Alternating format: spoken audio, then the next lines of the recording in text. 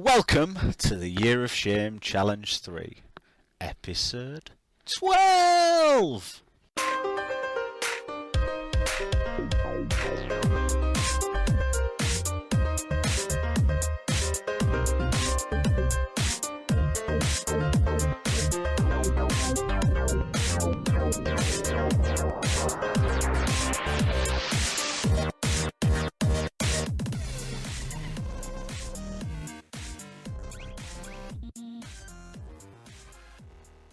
Hi, welcome to the Year of Shame Challenge 3. I'm hosting tonight, I'm Connor, and with me I have the shouty Scotsman, Stuart. Do you want to say hello? Alright. And we have the happy-go-lucky Irishman, Colm. Do you want to say hello? Potatoes. And we have the he's really not Welsh, Matt. Pip pip. Excellent. There you go. Oh, it was so close to doing an accent and didn't. I was so hoping you would. So we're all present and correct. Last final month of the Year of Shame Challenge. It is now over. How is everyone? Are you all okay? You all had good Christmases? Oh yeah. Yes. Yeah. Yes, I have. Excellent. So without much kind of chitty chat, let's jump straight into what have we been playing. And on my list, the first person we have is Stuart. What have you been playing? Yay! Lots of games, as is predicted, as is standard, as I've said more than once in this 12-month period. What have you been playing? I've been playing video games. That's it. I've been crocheting. As was mentioned last month, I went back. I wanted to go back. I played through season 1 in The Walking Dead because we had a discussion last month, or 2 months ago now, probably, about kind of like The Walking Dead and how good it was and how amazing it was and how everyone was.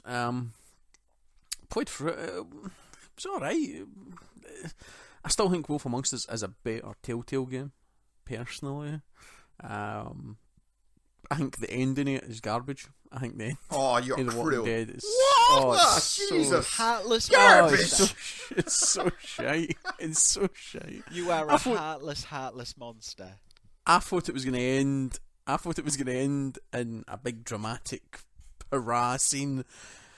But it ends at a kind of slumped standing next to a radiator. It was really disappointing because it had built up, and there was this big crescendo, and I'm like, oh, here we go.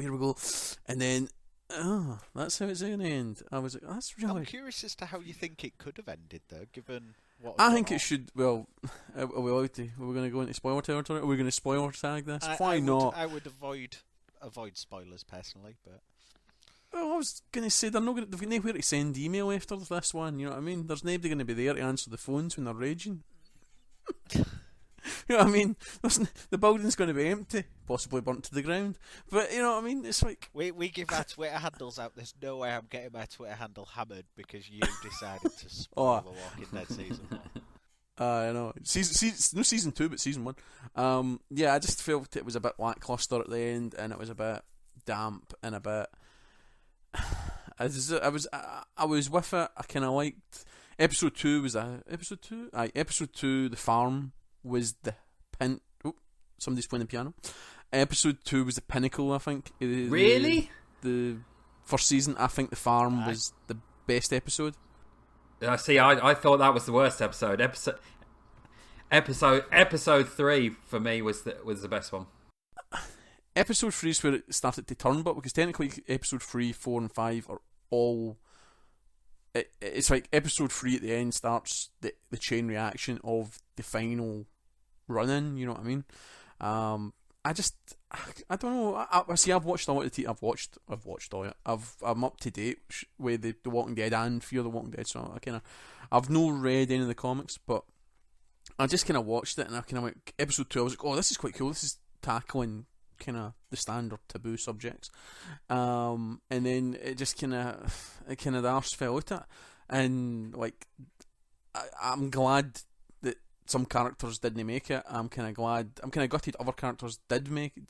You know what I mean? It's weird because when characters died, it was kind of like, really? Yeah. Because it was on Xbox One, you get the 400 days as well at the end, so it kind of introduces you to the cast of the second series. I kind of want to play the second series just to see, as a completionist, to complete the tale, to see where it goes. But overall, it was alright. It wasn't as good, I felt. For me, I definitely think 2 is more of an argument simulator than 1 was. I liked certain aspects of it, but I don't think the story was as engaging. I don't think the characters were anywhere near as likeable. I don't think you were rooting for I've forgotten his bloody name now. The bloke and the lass. That was descriptive. Clementine. I don't think. Yeah, Clementine. I don't think it's quite. I just call it Orange. Orange. Yeah, Orange. Why? Orange and Oi, because Clementine's an orange, isn't it? Oh, jeez. Clever. Clementine, Satsumas, tangerines, oranges—they're all citrus fruits. Am I the only one that calls a clementine an orange? Yes, No, you were. It's an I actual think you might fact. be, yeah. You go to the shop and look for clementines. They're fucking oranges. Simple as. Little oranges. Very small oranges. No, those are tangerines or satsumas. So, as expected, you thought it was mediocre. I knew you were going to come up with this mediocre crap. I didn't think it was. Did you not shed a tear? Yeah, so did I, sadly. No, not at all. Not at all. Heart of stone. A little lump in the throat, maybe, no? Nothing. I felt the end was. It was really bad. It was such a. Because it was like something happened prior, right? The end scene, right? I think it should have ended a scene before the end scene, because it was kind of like it did the kind of jump thing. It kind of was like you walked out and something happened, but then it jumped straight to that scene of you at the end scene, and I was kind of like, it should have really have ended to the prior scene, I think, because at least then there was kind of elements of kind of ooh and stuff like that, instead of magically this just happened, and you're kind of like, oh fucking just get done with it and give me my achievement. What the hell are you playing with? Is I don't know, that somebody's got a Colm cassette playing with player. his amoebas again? Sounds like a cassette player, just putting in Yeah. Or is B-sides it and Matt A-sides. breaking more Skylanders? Just starting up by ZX Spectrum, you know? That had rubber keys, it ain't one of them. Anyway, after that gloriousness, I've been playing this earlier a couple of months. It was the game that the Irishman gifted me at Eurogamer, was the Rare Replay, and as such, I've decided to go chronologically. So I've started off with the old Specky games, the old timer games, so like Lunar Jetman and Attic Attack and stuff like that. And I've been rinsing them one at a time and moving up, and let's just say some of them are pretty hard to hack. They're pretty ropey and pretty rubbish, and it's like I can understand why. It's a great package, the Rare Replay, but it's some of the games in it for back in the day just don't stack up at all now. But you got to do what you got to do, I suppose. And it's nice to play them. I like Lunar Jetman. I know, take me at the back and shoot me. Nobody likes Lunar Jetman. But it's reasonable. It's all right. It's all right. I've not played any of the newer stuff, like the N64 stuff or that yet. I'm not even at the dizzying heights of that. Yeah, you're not even out of the 80s yet, is that what you're telling us? Pretty much. Battletoads, I think, is maybe 2 games away now. It's like I'm playing AM, Pro AM or something, remote control cars. It handles like shit, but we got to do what we got to do. So that's kind of chip away when I'm bored and got nothing really better to do. I enjoy it for what it is. Some of the videos and stuff on it are really nice. You unlock videos by completing challenges and getting achievements, and they're kind of like the history of Rare and who Rare are and why Rare get humped after Nintendo left them and why all that stuff. So that's quite interesting. What else did I play? I played more Battlefront because it's Battlefront, I suppose. It's got to the level now of where I get bored. Going for level 50 was probably not advised at all to anybody. It's probably fun up to about level 32 maybe, and then after that it's a grind, an absolute grind. It's still a great game. It's just I'm sick of seeing the same maps. I'm sick of using the same weaponry. I'm sick of blah blah blah. It's become a grind. There's no a great vast pool of people I know playing it online. So it's not like I can even argue, oh, it's great with friends, because nobody really I know plays it. It's a bit strange, but it's a great game. Totally. Will you be picking up the season pass now that your year of shame is over? Probably not. Because it's the same thing as if I don't have a pool of friends that play it, then I don't see the point. You know what I mean? It's if I've got a pool of friends to enjoy it, then fair enough, it's worth it. But if I've not got a pool of friends, then I'm not gonna outstretch myself on it. You know what I mean? Other than that, gonna maybe go in since we're in January, Christmas and shit and that. Playing an absolute shite ton Rainbow Six Siege, which I got for Christmas. That's a game I might buy the season pass for.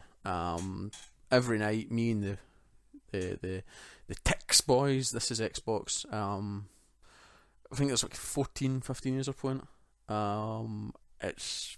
It's good. It's really good. Playing Terrorist Hunt, playing custom games and stuff. We have a great laugh, and it's really, really good. And because, like I say, there's a community there playing it, and I'm part of that community, it kind of makes me think, well, the new operators are coming out this next month, should I say, and the season pass is still like £16, I think. So depending how good the new operators are, because everybody gets the new operators, but if you don't have the season pass, you need to pay 20,000 Reno, which is the in-game currency you unlock. And I can't see myself doing that, so I'm like, fuck it, just buy the season pass, get the aim and get the bonus stuff and all that, and just be done with it and enjoy the running about, having a laugh and stuff, you know what I mean? But it's a hell of a good game, an absolutely brilliant game. And yous give a damn about Rainbow? No. It looks nice. I've seen some of the stuff that Tech Fixation, but not Tech Fixation, Correct Moments boys have been like sharing. It does look really good. Yeah, I'm quite curious. It's if you can get a team of people playing it, even with randos. See, I started Half-Life with randos in it, and it was good. And then, like I say, I found these guys. Nah, I noticed they were all playing it, so obviously I crashed their party because that's the way I operate. And ever since then, it's like right now they're actually tweeting on Twitter wanting to get games on the go. They know, but I'm sitting here talking, you know what I mean? My internet's not good enough so I can play Rainbow Six and podcast at the same time. Damn you, internet, damn you. So I think I'll be playing Rainbow after we've done here. But yeah, loved it. Other games that are in the fray, Bedlam. Bedlam's a really odd game. It's based on a novel. It's on a novelization. It's Christopher Brookmore's. Yes. Okay, now you've been doing some research, Colm. No, I was a fan of Christopher Dictionary Brookmore. Corner's turned into Colm. He really has changed. Yeah.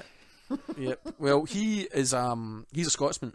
No, Colm. Of course he is. Yeah. I mean, Christopher Brookman. And he's writing the gaming and stuff. And Bedlam is like, it's really, I put it in one of my top 5 games of the last year because it's brilliant. It's really good. It's like it's kind of like Tron, kinda. So you play the game, you start off, you're playing like an old style 90s first person shooter, and then you proceed through the history of kind of computer games. So you go for that to World War II shooters, to like a Pac-Man clone, and all the time it's you play as a Scottish female that's doing the talking and stuff, and the part. See, I think maybe because I'm Scottish, I get a lot more out of the talking and the characters and the way they speak, and anything that involves sitting my can of Iron Brew and eating a tatty scone is a beautiful thing. Any computer game, as I said when I put up my games of the year, I said it's got no right to be as good as it is, but for me, I've never played as Scottish a game in all my life. Definitely worth. I think it's like Buttons. I got a hold of a review a kind of code copy because I might have an interview with him. Hopefully, he says hopefully, possibly. I've been working on it for a while, but Yeah, really interesting, really clever, really slick. Means I'm going to need to go and read the book now. But yeah, I really liked Bedlam. Daft, but entertaining. You'll probably get it cheap as dirt pretty soon. I'm sure it was on a sale at some point. It'll be on another sale as well. So yeah, Bedlam, good stuff. Other than that, I finally got a holiday Never Alone because all you are like, oh, Never Alone's amazing. Never Alone's amazing. And this is where he's going to poo-poo our enjoyment of another game. No.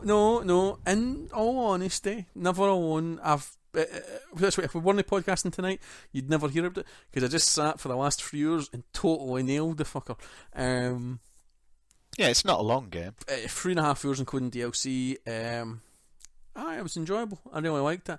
I preferred the videos they shown, the tribes and how things happened. I really liked that. I thought that was really clever.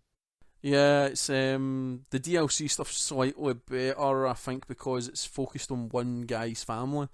So you've got the guy who's the lead writer of the game, and then it's like his 3 uncles talking about his grandpa or their dad and how he was a hunter and stuff. And it's be honest, it's touching. I've not played the DLC, so I am curious about it. It's really short, but it tells a nice wee tale. It's kind of thing I think if you had like a kid, kind of about 5, maybe 6, it would be nice to play along with. Just because I think they'd kind of the whole concept. When you watch the video about how the Inuits talk about, it's not Inuits either. It's I forget the tribe's name, but we'll call them Inuits for this one. I know. Don't send any hate mail to me. But how they describe the Northern Lights and how it's like the Northern Lights is made up of the souls of kids who've died, but they're playful. But at the same time, if you take your hood off, they'll take your head. But then when you play the game, the Northern Lights are trying to grab you and stuff. It's quite. It's nice. It's really nice. It's a bit different. It's very similar to Limbo, but without being quite as damn depressing as Limbo is. Kinda. I think Limbo's a bit more. It's more. I think Never Alone's more a vessel for a tale than it is a game. It features some puzzles, and some puzzles are quite no taxing, but they make you go. But it's no Limbo's. Oh my god, I'm gonna need to sit and try this again and do this again and do this again. Whereas Never Alone, like I say, it never really stopped me at any point and made me go, oh no, what am I gonna do? But it was a really enjoyable one, and the pacing it's really good. Animation's lovely and all that shit, and it's you've all played it. Everybody's played it. I finally played it. Go and run out and tell somebody. Well, you didn't actually poo-poo all over that. I'm quite impressed. It's that whole fucking. I've been playing a lot of kind of low brand style in brackets indie stuff. Because it's I've got kind of newfound appreciation of indie. I know, take me at the back and put 2 rounds in me because like Never Alone I classify as indie, Bedlam's indie. Well, it is truly indie. Is Never Alone. Thomas was alone as well during the year. The next game as well, which I blame the boys at Tix for getting me involved in, while playing The Joys That Are Fucking Rainbow. They talked about Cuboid, which is like a 149 puzzle game that went on live like last week. And for 149, it's worth every penny. It's kind of like a cube style point. Get the cube from here to here. There's 10 sections containing 9 levels. So there's a fair bit of it. Some of it is quite. Well, scratch my head. Oh dear, that's hard. It's developed by a wee guy in France. How do I know that? When I completed the game, I ended up again having a bit of interaction with the developer as well, which is a lovely thing that you get with indie games because that's how indie people work. So he like favorited my tweet, and then I kind of shot my tweet, and he started kind of talking to me and that, and I was overly happy with the end product. Definitely for 149, it's definitely worth picking up. You know what I mean? And it lasted me like 3 or 4 days, so yay. So it's kind of like a mix of what I played last month, what I've bought in January. You know what I mean? Joys of joys. What's that Cubot? Cubot, I think it's on iPhone as well. I think it's one of these. It was an app. It was a mobile game, and it's made the jump. It was Unity, so it probably is. It probably definitely is on iPhone and stuff, and it's made the jump across to consoles, like so much of this stuff does. But for $1.49, and you're helping a wee guy he seems like a really decent guy, the wee Frenchman, and I'm more than happy to support that kind of developer at that price on big mainstream consoles, you know what I mean? Excellent. That's really good, Stu. Thanks for that. Matt, I see from your list you have quite a few entries. Someone's had some time off over Christmas. Yeah, so December's been quite the bumper month, really. I don't think I've managed to do as much gaming in any month before, aided by a bit of time off work. So, Borderlands 2, finished that off. Yeah, really enjoyed it.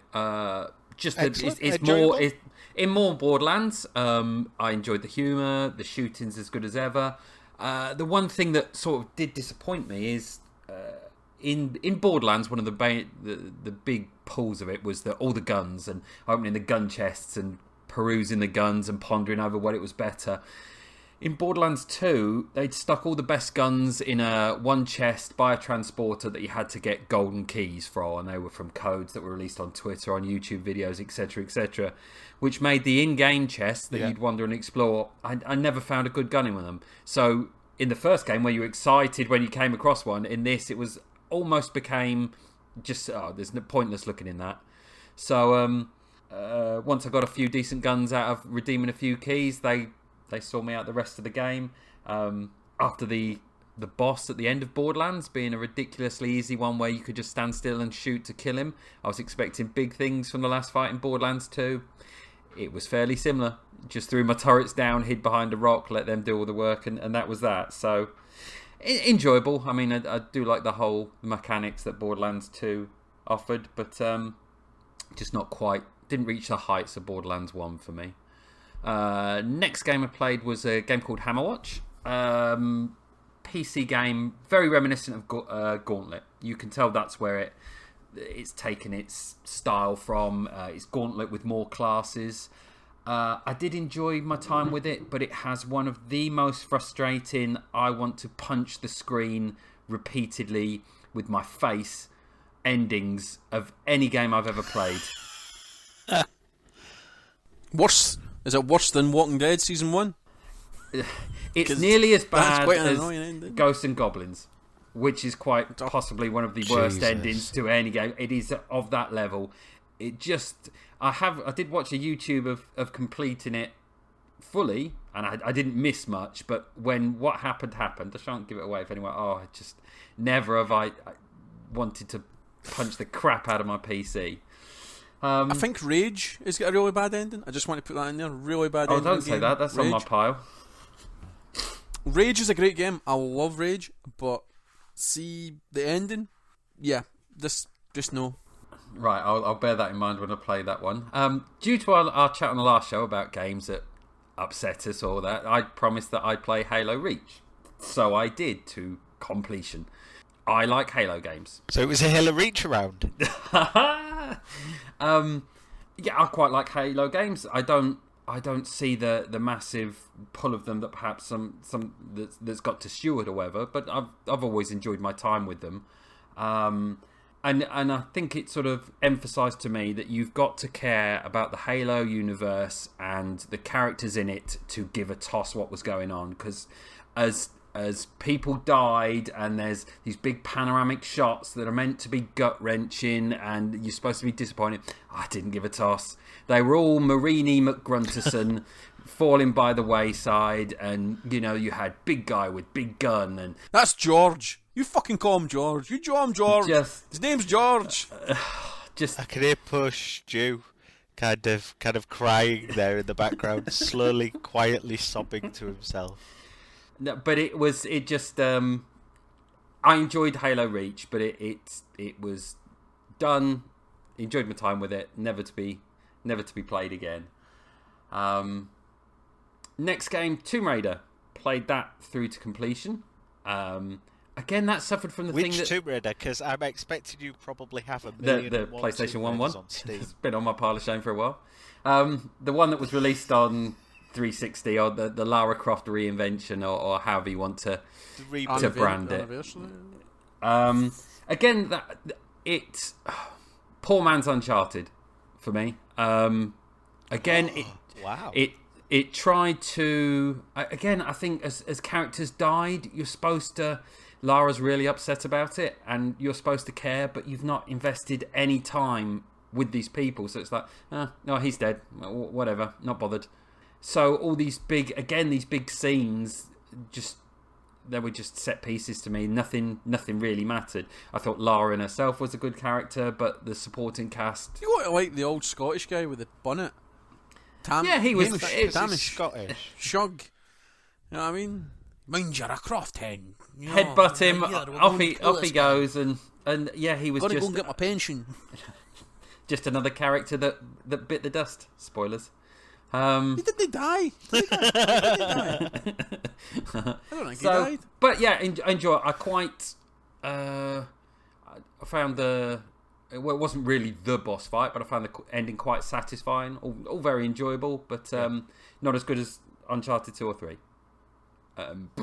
Would you get the second one when it finally arrives on a platform you can play on? Yes, yeah, I would. I enjoyed it enough, but it's. I think what I liked the characters in Uncharted 2. Apart from Lara, I didn't really like anyone, and I enjoyed the lighter moments, the humour that Uncharted series offers. Tomb Raider was very po-faced, very straight. There was no lighter moments at all. It was Tomb Raider from beginning to end. So, but that's not to take it away. When I was glad I played it. I enjoyed my time. I don't glad I think it was completed Tomb Raider from beginning to end. It seemed to have forgotten to include many tombs. Yes. To raid. Yeah. I definitely Tombs were think, challenges. as I've said before, it should have been called Lara Croft, the starting of a Tomb Raider or something like that. Beginnings of a Tomb Raider, because she did. It's an origin. The story Rise there. of a It Tomb isn't- Raider. There's a name for it again. It's no, and I think it was badly titled. And I also found it was didn't really getting the salvage and upgrading my weapons. Aside from when you learn a new skill with them, for the bow and arrow can shoot ropes, etc., etc. Yeah. The guns didn't feel, or anything didn't feel much improved. I could still a headshot with the original bow and a headshot with the end bow still killed people in one hit. So, and it seemed quite easy to pull off headshots, and I'm particularly poor at doing those. So, the pull of even scavenging and finding all this stuff, it sort of, I thought, I don't really care. The guns are killing people just fine, thanks. So, yeah. Auto aim wins again.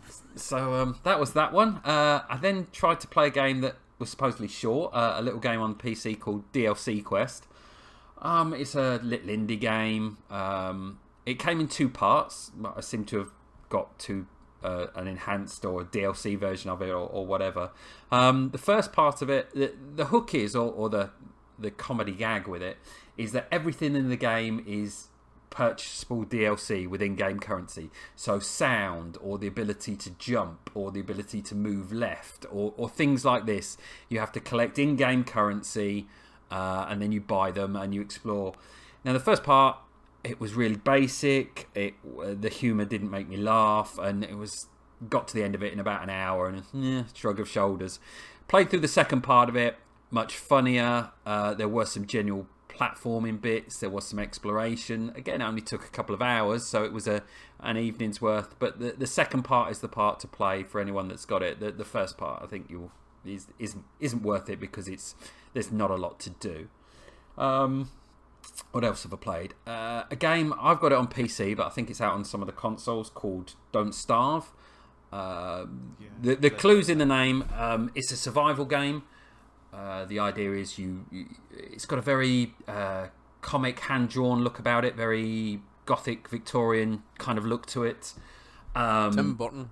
Yes, that kind of thing. Very reminiscent of that. You go around, you chop down trees. You are surviving and trying to stay alive as long as you possibly can. And you can craft things and build things, etc., etc. It sort of fell down for me because if a game involves exploring, you've got to, I think, have a sense of wonder as you explore around.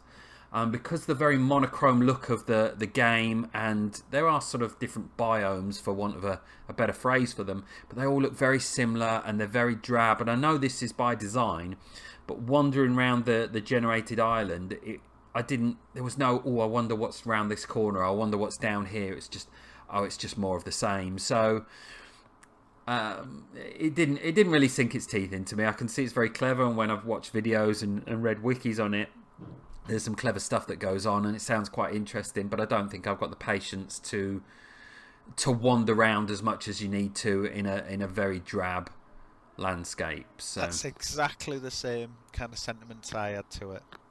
I didn't. It's a game I've wanted to try. I thought it was a nice idea, but it didn't hook me. Yeah. And in comparison to something like, oh bollocks, what's that one by the Super Meat Boy guys? Binding of Isaac. Yeah. It's the same kind of idea. It's a roguelike, isn't it? You die, basically you're dead, you start again. Yeah. And whereas Binding of Isaac, I felt I was progressing and I was getting better and I was understanding how to play the game, even though the levels were different each time. With Don't Starve, it didn't click. I just couldn't kind of get to grips with it. Yeah, I managed to make fire. Yeah, I managed to kind of last through the night, but I didn't manage to progress very far with it, and couldn't see any reason to progress very far with it. Yeah. I tried it 2 or 3 times, and you end up, because you have to, you build machines that allow you to craft more elaborate things and more useful things, but then you that tends to give, you have to have a base of operations, and then if you've put your base of operations in a crappy place, you end up so much wandering backwards and forwards through uninteresting landscapes, and just I grew tired of it a lot quicker than I wanted to, because I quite like survival games, but this one just I didn't have the patience to just do the same again. And I think after the 3rd attempt, when I died, and you think I don't have the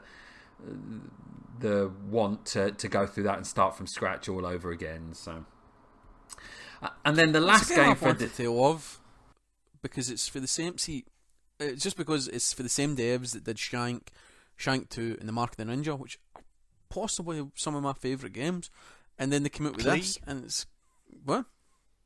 It's Clee, isn't it? Yeah. Clee or Clay? Klei. And the art style and stuff. No, that art style's totally different from how Mark of the Ninja and Shank looks, but they're like brilliant. I love them. And then this came out, and I'm kind of like, I've had a go at it, because I think it was free to play on Google ages ago. It was betaed on Google for like when Chrome and all that jazz was like new.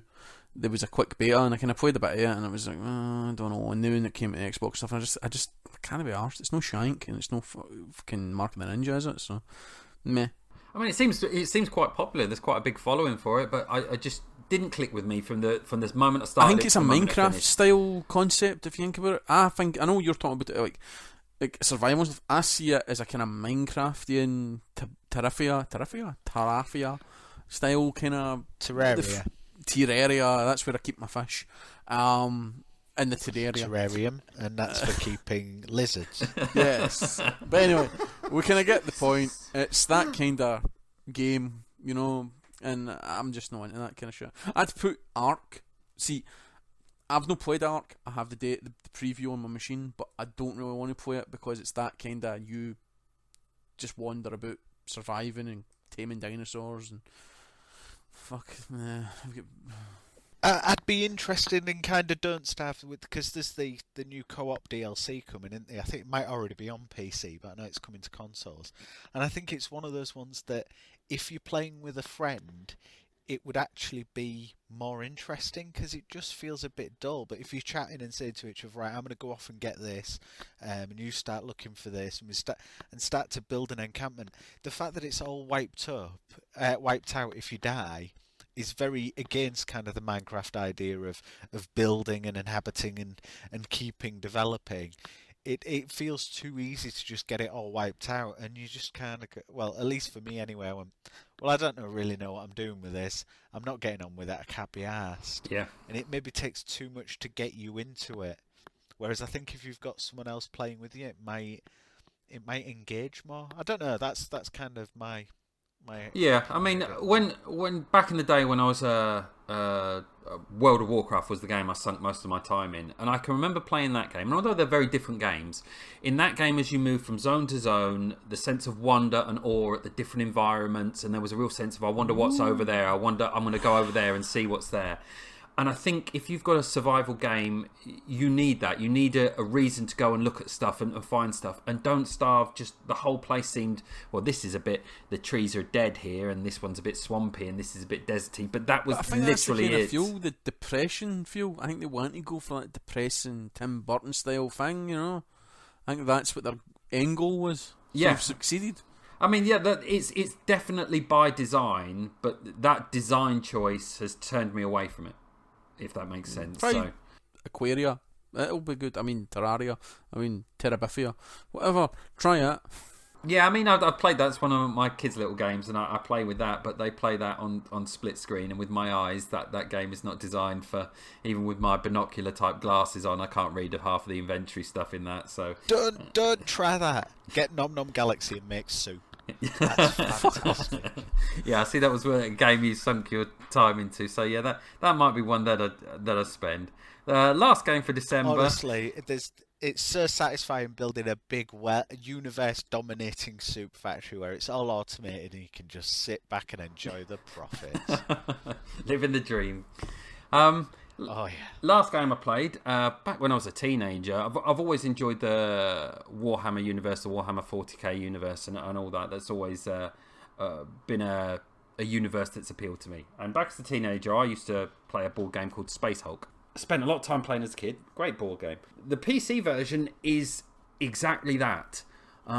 It is faithful to it in every sense of the word, which is both its strength and its weakness. When I play a PC or computerized version of a board game, I want the board game to be accurate and just how I remember it. But I want extra bells and whistles that only a computer version of it can give. You know, I want fancier animations and to be sunk into it. And because this is literally just the board game, it felt very cold. The UI was very functional, should I say, and the whole game felt very, very mechanical. When you're playing some with communist. Would you say it was a communist empire had developed this game, sort of? Russian, it just seems very sparse. Sturdy, I mean, but not very nice. It is the board game, and if you want the exact board game, this is it. But I'd rather play in this game and think, I wish I had the board game and someone else here, and then you have the tension of the dice rolls and someone to talk to and watch them. It takes away a whole fun of it. But it is what it is, the game. So both I was pleased that they'd made such an accurate game, and then disappointed that that's all they'd done. They could have added. So there's no poise in some folk. That's what you're saying. There's no poise in some people. I just, you crafted a beautiful game. They could have weaved a big storyline into it, and what is in the board game as you're moving that I get the Space Marines are big, huge, hulking man machines, but they seem to plod in this game and even turning round, and rather than feeling tension, you're just thinking, come on, will you just turn round?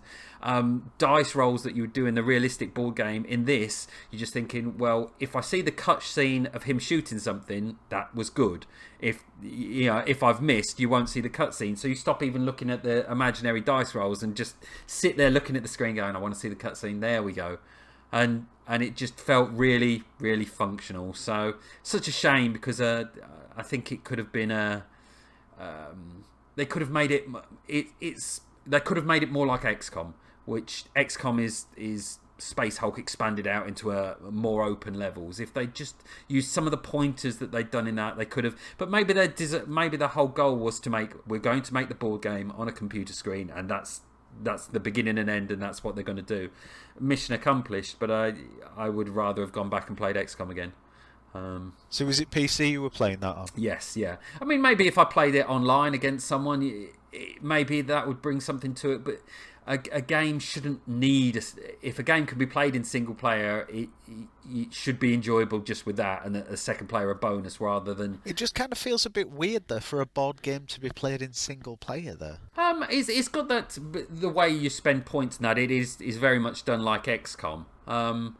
So if you're then relying on someone else and playing at the same time, because it's such a slow-paced game, it would take it. It's not something you could just drop in and out of. But again, I think I'd just playing 2-player again. You don't. It would just lose it. I'd rather get the board game out the loft and play that, I think so. hey ho. So that was my December anyway. Excellent. Right, looks like I'm up next. Well, I seem to be kind of mixing a bit of old school and new school. I managed to get hold of a copy of Super Frog HD, which I was really interested in. I grew up with an Amiga. I played Super Frog because it was the Amiga's equivalent of Mario meets Sonic, and yes, it still is. Looks very, very similar to the Amiga version with a bit of polish. So it's your old 16-bit style platformer, and it's quite quick. You can run, and there's little enemies you can bounce on. It's quite nice. It's all right. My biggest gripe, and the reason I actually was really interested in it, was that it had a cross-controller functionality. So it's a cross-buy one, so you get it for Vita and PS3. You can use the Vita as the controller for it. I thought, well, that's quite nice. I quite like the feel of the Vita. I'll give that a go. My God, the lag was ridiculous. At one point, it was up to like 5 seconds. It's like there's no way you can play it with a controller that's got a 5-second delay on your movement. So I went, screw it, and just stuck to playing the PS3 version. I had a bit of a go on the Vita as well.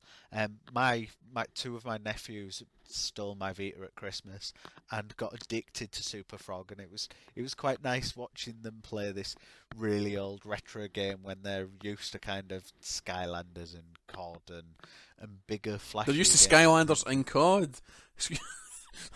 It's like, what's the age gap here? You know what I mean? I was going to say, Skylanders probably about under 10, COD maybe over 15, so there's a bit of mystery there, kids.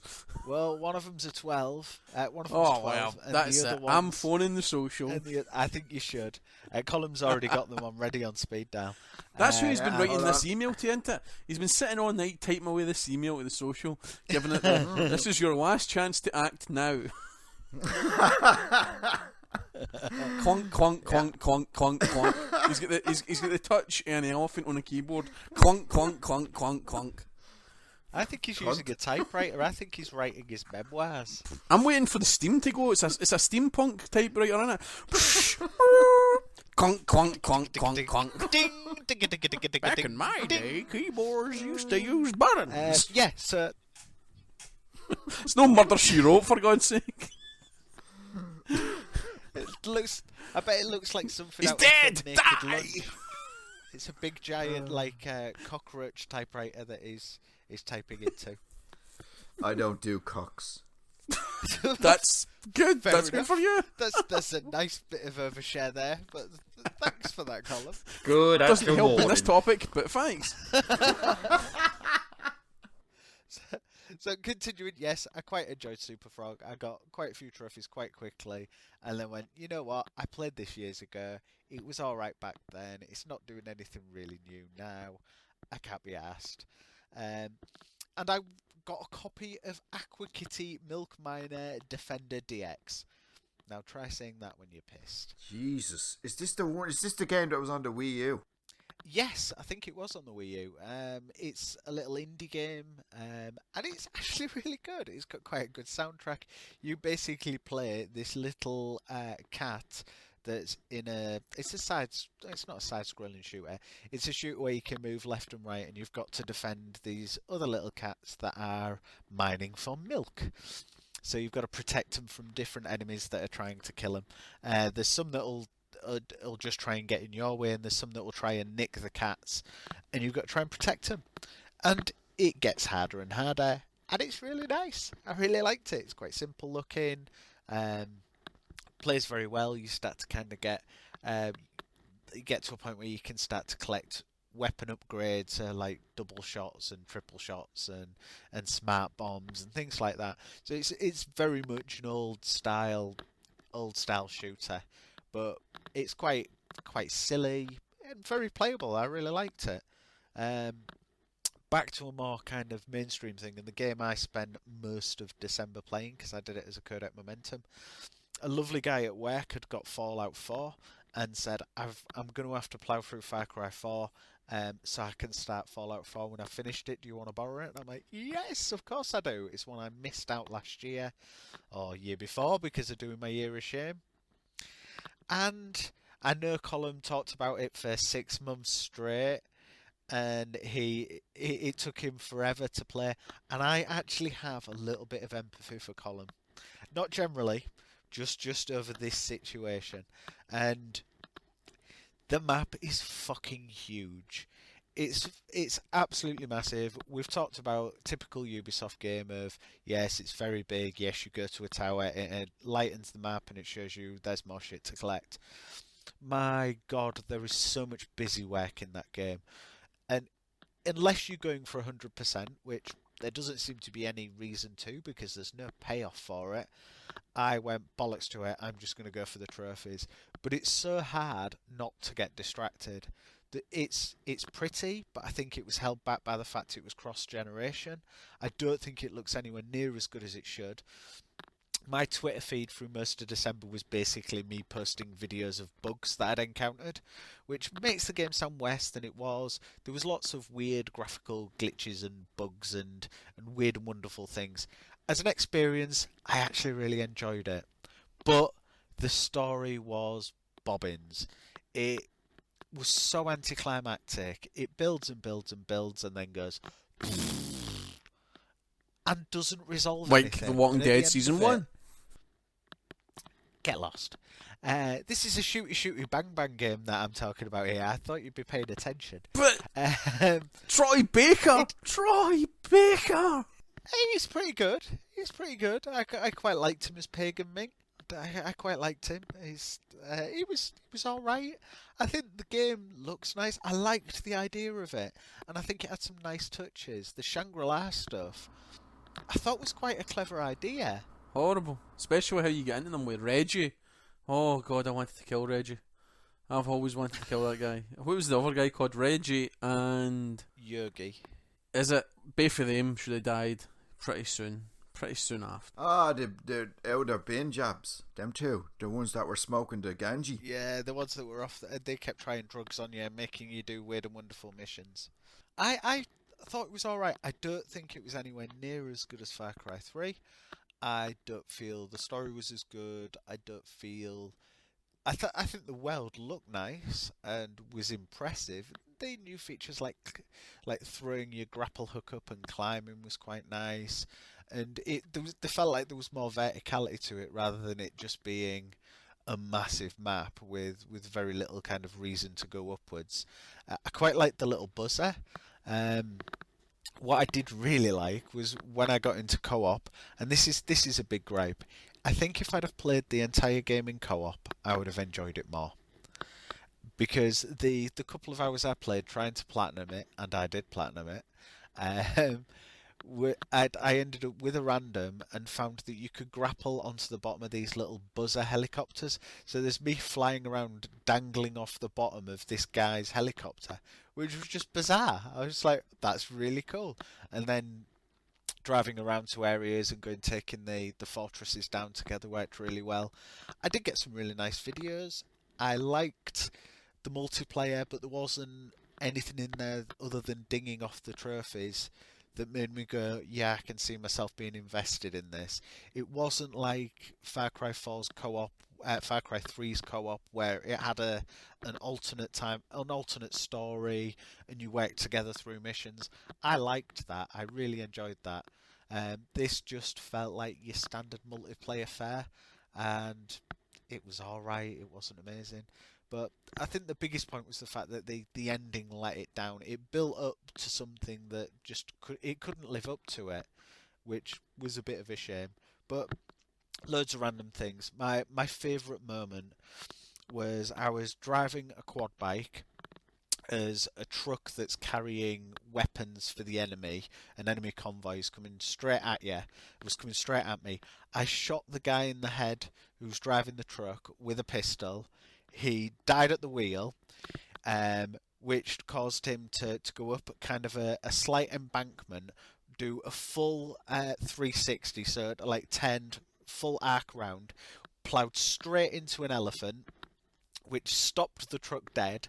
I got out of the car just to watch the truck explode, and it dinged off like the destroy an enemy convoy, and there's no way you could repeat that. That was just such a weird and wonderful random little incident, and there was lots of little moments like that.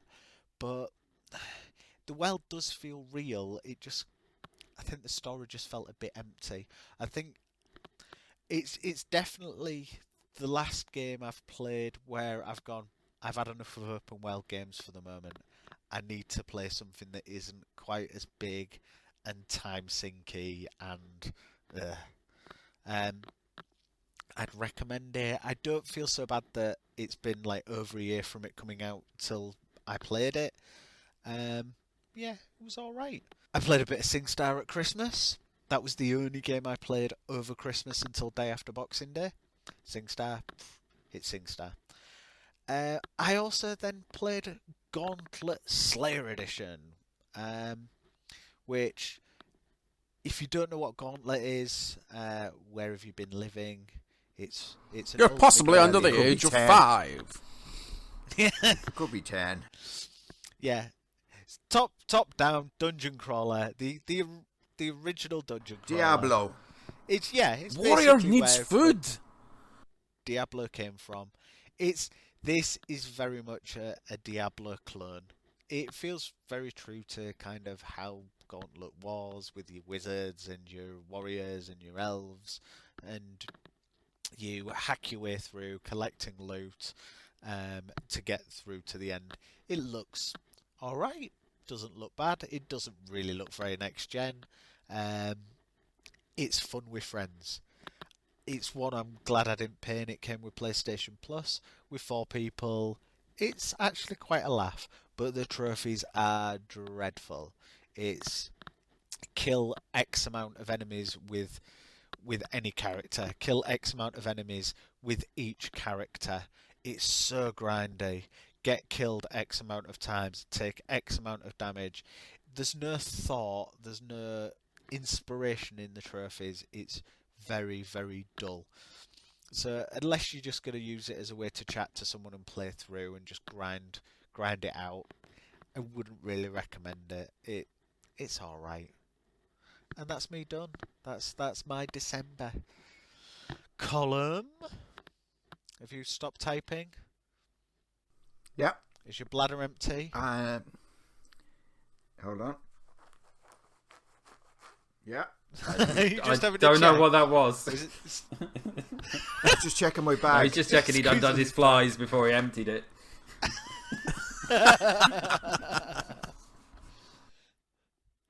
So, Colm, failure of the year of shame. What did you play in December? You didn't have to say that with pride, man, did you? I failed as well, mate. Lord, I failed as well. Oh well, yeah. There's failing and there's fucking humongously failing. Anyway, I finished Beyond Two Souls. As I said, I'm not saying much about it, but I actually towards What's new the last then? quarter, I'm not saying much about a game I finished. Hey ho, nothing's changed. It just I don't know why they didn't do it in order of events, but just, you know, it just confused the fuck out of me, and I do get confused easily, but I don't know, it just didn't add anything to the overall game. They should have just done it in order, sequence. It reminded me of that fucking stupid film Ocean's 12 and Ocean's 13. I hate them bloody films. And Poor George Clooney. I don't even know. This has all gone wild. George What the Clooney fuck's having he a talking about? spectral second being that he used to walk through walls and stuff. no, That's I'm Matt talking Damon. about- No, anyway, so because Oceans 11 and 12 didn't run in order either, they kept going back and You forth all like the time. things to start at the beginning, go to the middle, and then end, don't you? You don't like all this jumping around in time. Back in your day, things started at the beginning. Back and to they the ended at Future the must end. have blown your tiny minds. I was younger then, I could handle it then, you know. So yeah, I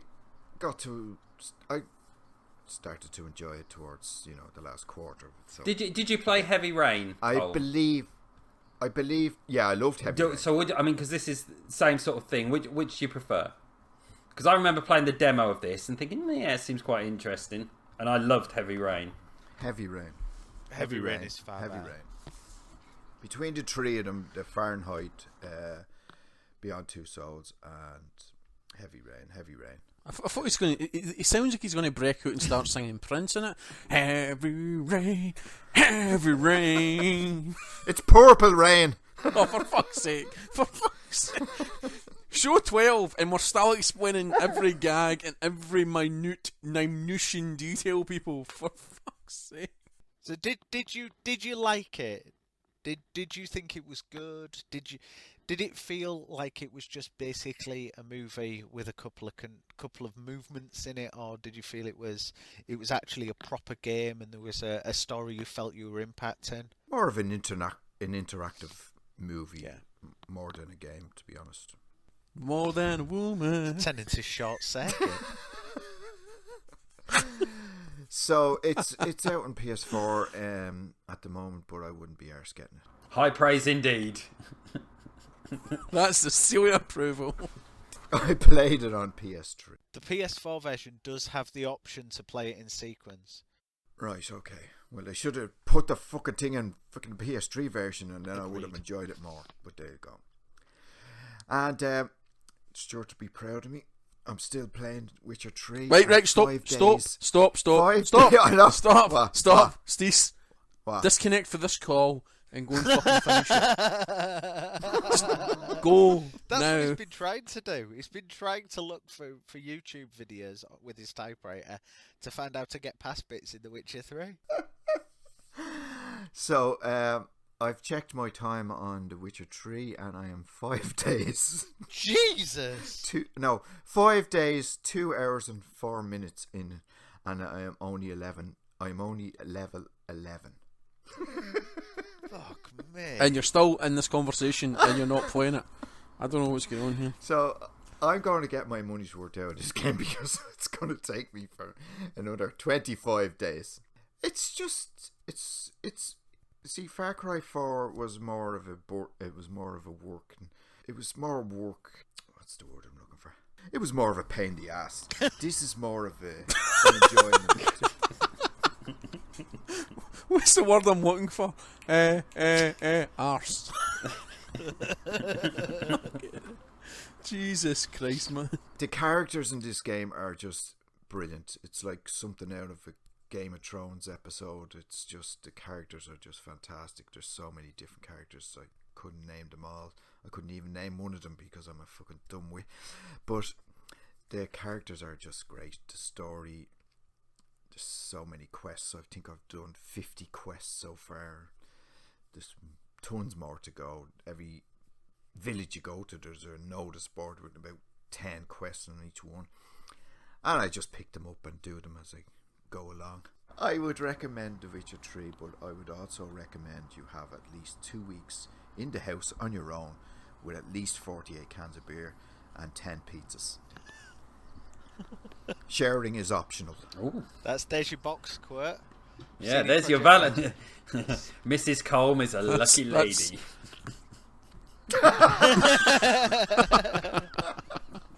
Most popular internet man on the internet says Witcher 3 requires lots of beer, pizza, and no friends. I tick every one of them. So I'd probably be still playing this in another 7 months' time, much to Stuart's annoyance, but Well, I'm enjoying it. So you would say codec momentum. I'm just saying. At no stage, I won't be finishing that. I won't be getting a badge for this month, I'll tell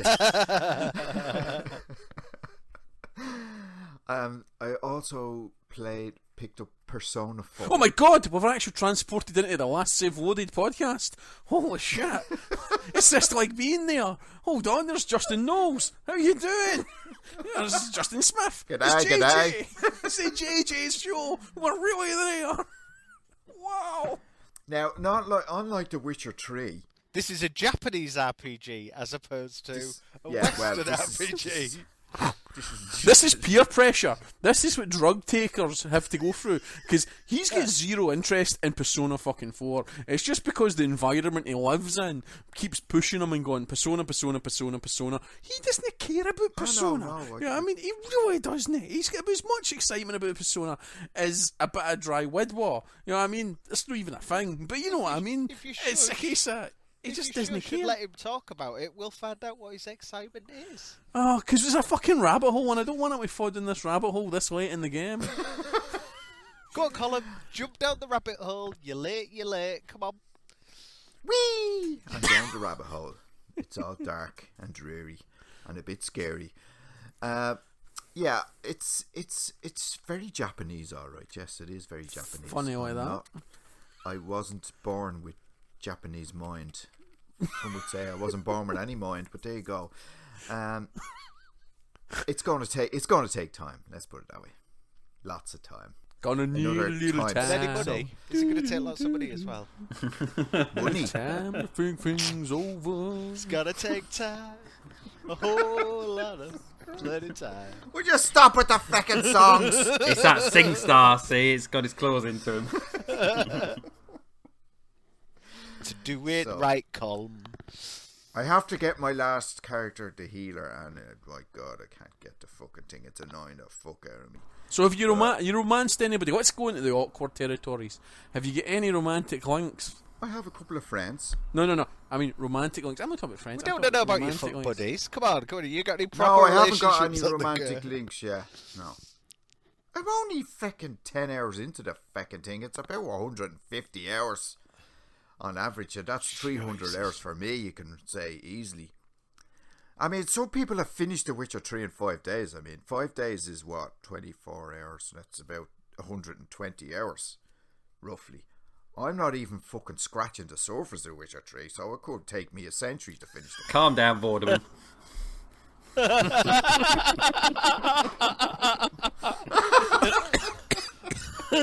Back to I'll have a our constant advertising and I'll your have a debt vowel. consolidation adverts now. Come on. Okay, so yeah, Persona 4. Let's move on. What else please. have you played then? I Colm? am not going to remember any of the characters or anything like that, like my friend Justin can do, and other nerdy people that I know. You mean So- your ecosystem that's forced you to buy Persona 4? I mean, sorry, that may have... I am swayed you. 48. Nobody forces me to buy anything. He fucking put a gun to your head, old man, and went, fucking get a game or I'm going to make you piss yourself. Too late. Justin is a lovely fella. He wouldn't do something like that to me. Ah, you're So- right. He's a waste your tea with fucking ketamine. I'm smoking that actually. Why would you smoke horse tranquilizer? Why would you honestly smoke horse tranquilizer? Like, why would My you do it? son informed me that they put ketamine in the vapes now in school. Why? What? Why? What's going on here? He also informed me that he goes to a school full of junkies, so you know I failed on that level as a father. But in other news, Did you tell him you're playing a game where you play a Japanese child dating teenagers in Japan as well, just to put the icing on top of that dodgy looking cake? In other news, I had a proud father moment today. I went into his room and he was watching Lord of the Rings. I wondered what you were going to say there. I was going to say. That That wasn't a proud moment for me. He was choking I the just chicken. popped No, I down- wasn't going to say that. I No. just popped down a hot cup of coffee next to him and thought, there's a lovely present for him when he's finished. Yeah, mopped his brow and left. I gave him some moments of encouragement. Come on, son, come on. 2 more strokes and that's a length. Come on. Send the Andrex puppy in so Okay. he can finish Sorry, cleaning well, himself so- after. So another game on PS Plus was King's Quest, which was free this month as well. So it's if you're old enough to remember the old King's Quest back in the day, it's an not a old reboot Sierra of game? King's Quest, but it's a nice. What? Was it an old Sierra game? Did they do King's Quest? It was a Sierra game. Yes, Sierra came up on the logo and when I booted it up. Yes. Ah, the memories. And so it's a point and click type of gamey thingamajig, and it's not going to win any awards for acting or anything like that. Not that they should, but I enjoyed it so far. It's an episodic one, so the first one is free with PS Plus, so I'm not sure whether I'll be arse getting the rest of them now or not, unless they come out free, which I doubt very much, but there you go. If you like your point and clickers, you'll like this. Oh dear, that Grim Fandango's out too. I have to download that as well. Yeah. I'm glad we've saved as a reminder for you, Colin. Thanks. So, and the last game I am playing is The Walking Dead Season 2. You're playing, so you've not finished it then? No, jeez. I don't finish any games, man. Apart from Beyond Two Souls, man. That's the only game. How far are you in Season 2 then? Episode 2. Okay. And did you play 400 Days? The sort of in-betweeny link between them. Yeah, I did. Yeah. But I can't. Yeah, I don't. You don't worry about it. I'm not going to worry about it. And well, I heard that it's not as good as Season 1, so I'm not expecting much. So yeah, I think it's time to get rid of the oranges and bring a new character in. Yeah, it's difficult if you're only up to episode 2. It's difficult to talk much about it. So yeah. That's me done. Short and sweet as usual, with not much information, but a lot of laughs. Excellent. Thank you, Colin. And thank you, everyone else.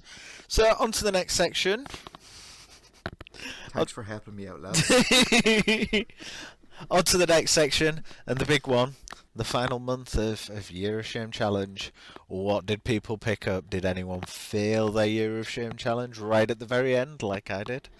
Or did the remainder survive until the end? Matt, what did you get? I got the usual Games with Gold and PS Plus stuff, and I'll leave that to you, Colm, because that's your time to shine. No presents for Christmas, games-wise, and yes, I made it. No presents? No presents, no nothing, apart from the free stuff from those services. That was my December, so I made it. Not a penny spent on games in a year, which I'm quite proud of. Did you say you got free stuff for your services? What services were you giving out? Well, for free, whatever I can get these days. So, but yeah, I checked my pile of shame. I think when I started the challenge, I had a pile of shame of 720 somewhere. I finished with one of 780.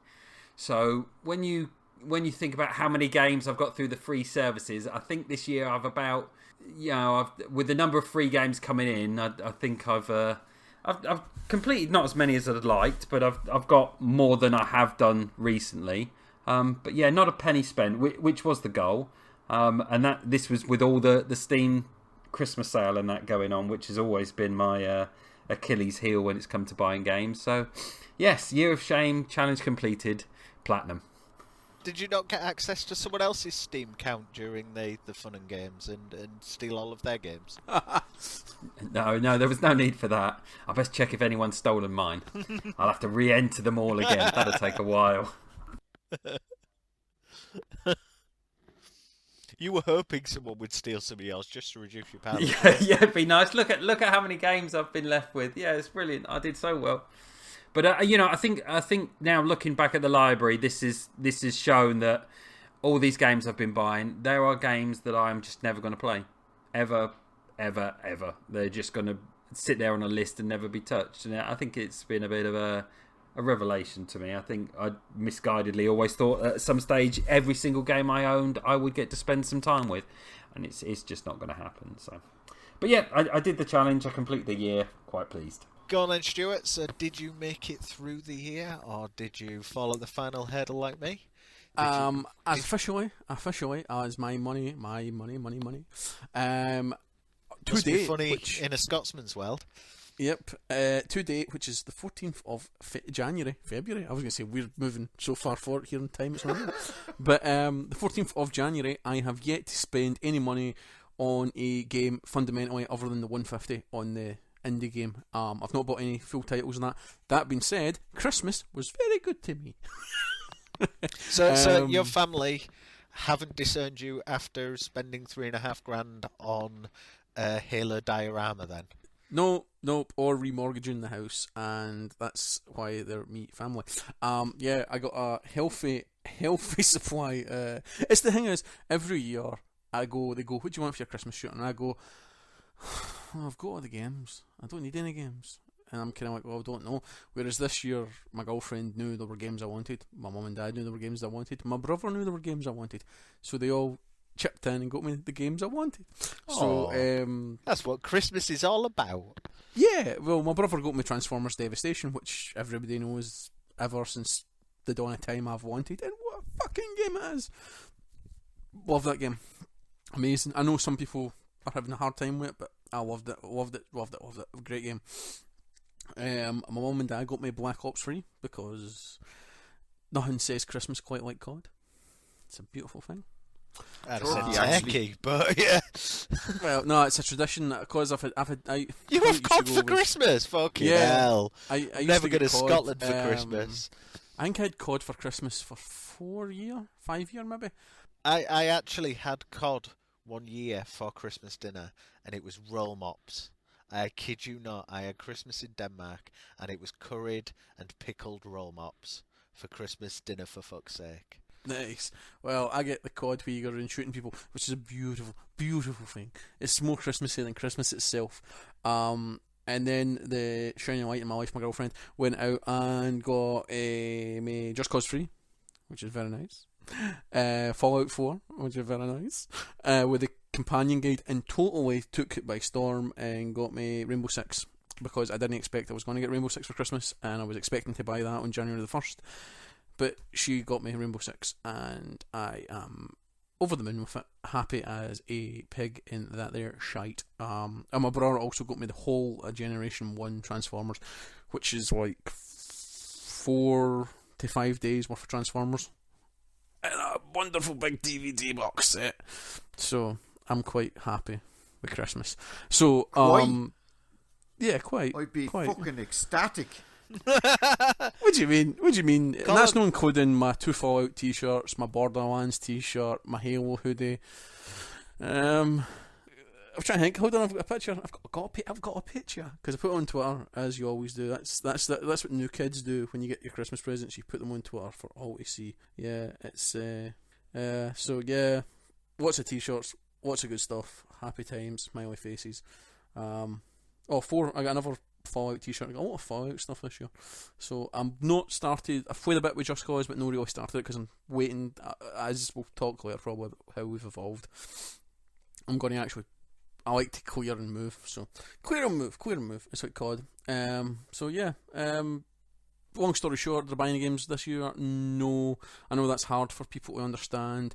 I know there's people out there going, I'm not getting games for every holiday in the world and blah blah blah. But the difference is, if I've got myself in a position in life with someone who lovingly cares for me, and they feel the fact, well, that's the thing. If they feel they want to reciprocate the thing, it's like I'm not a negative void of a mass of a person who's negatively killed everybody around them.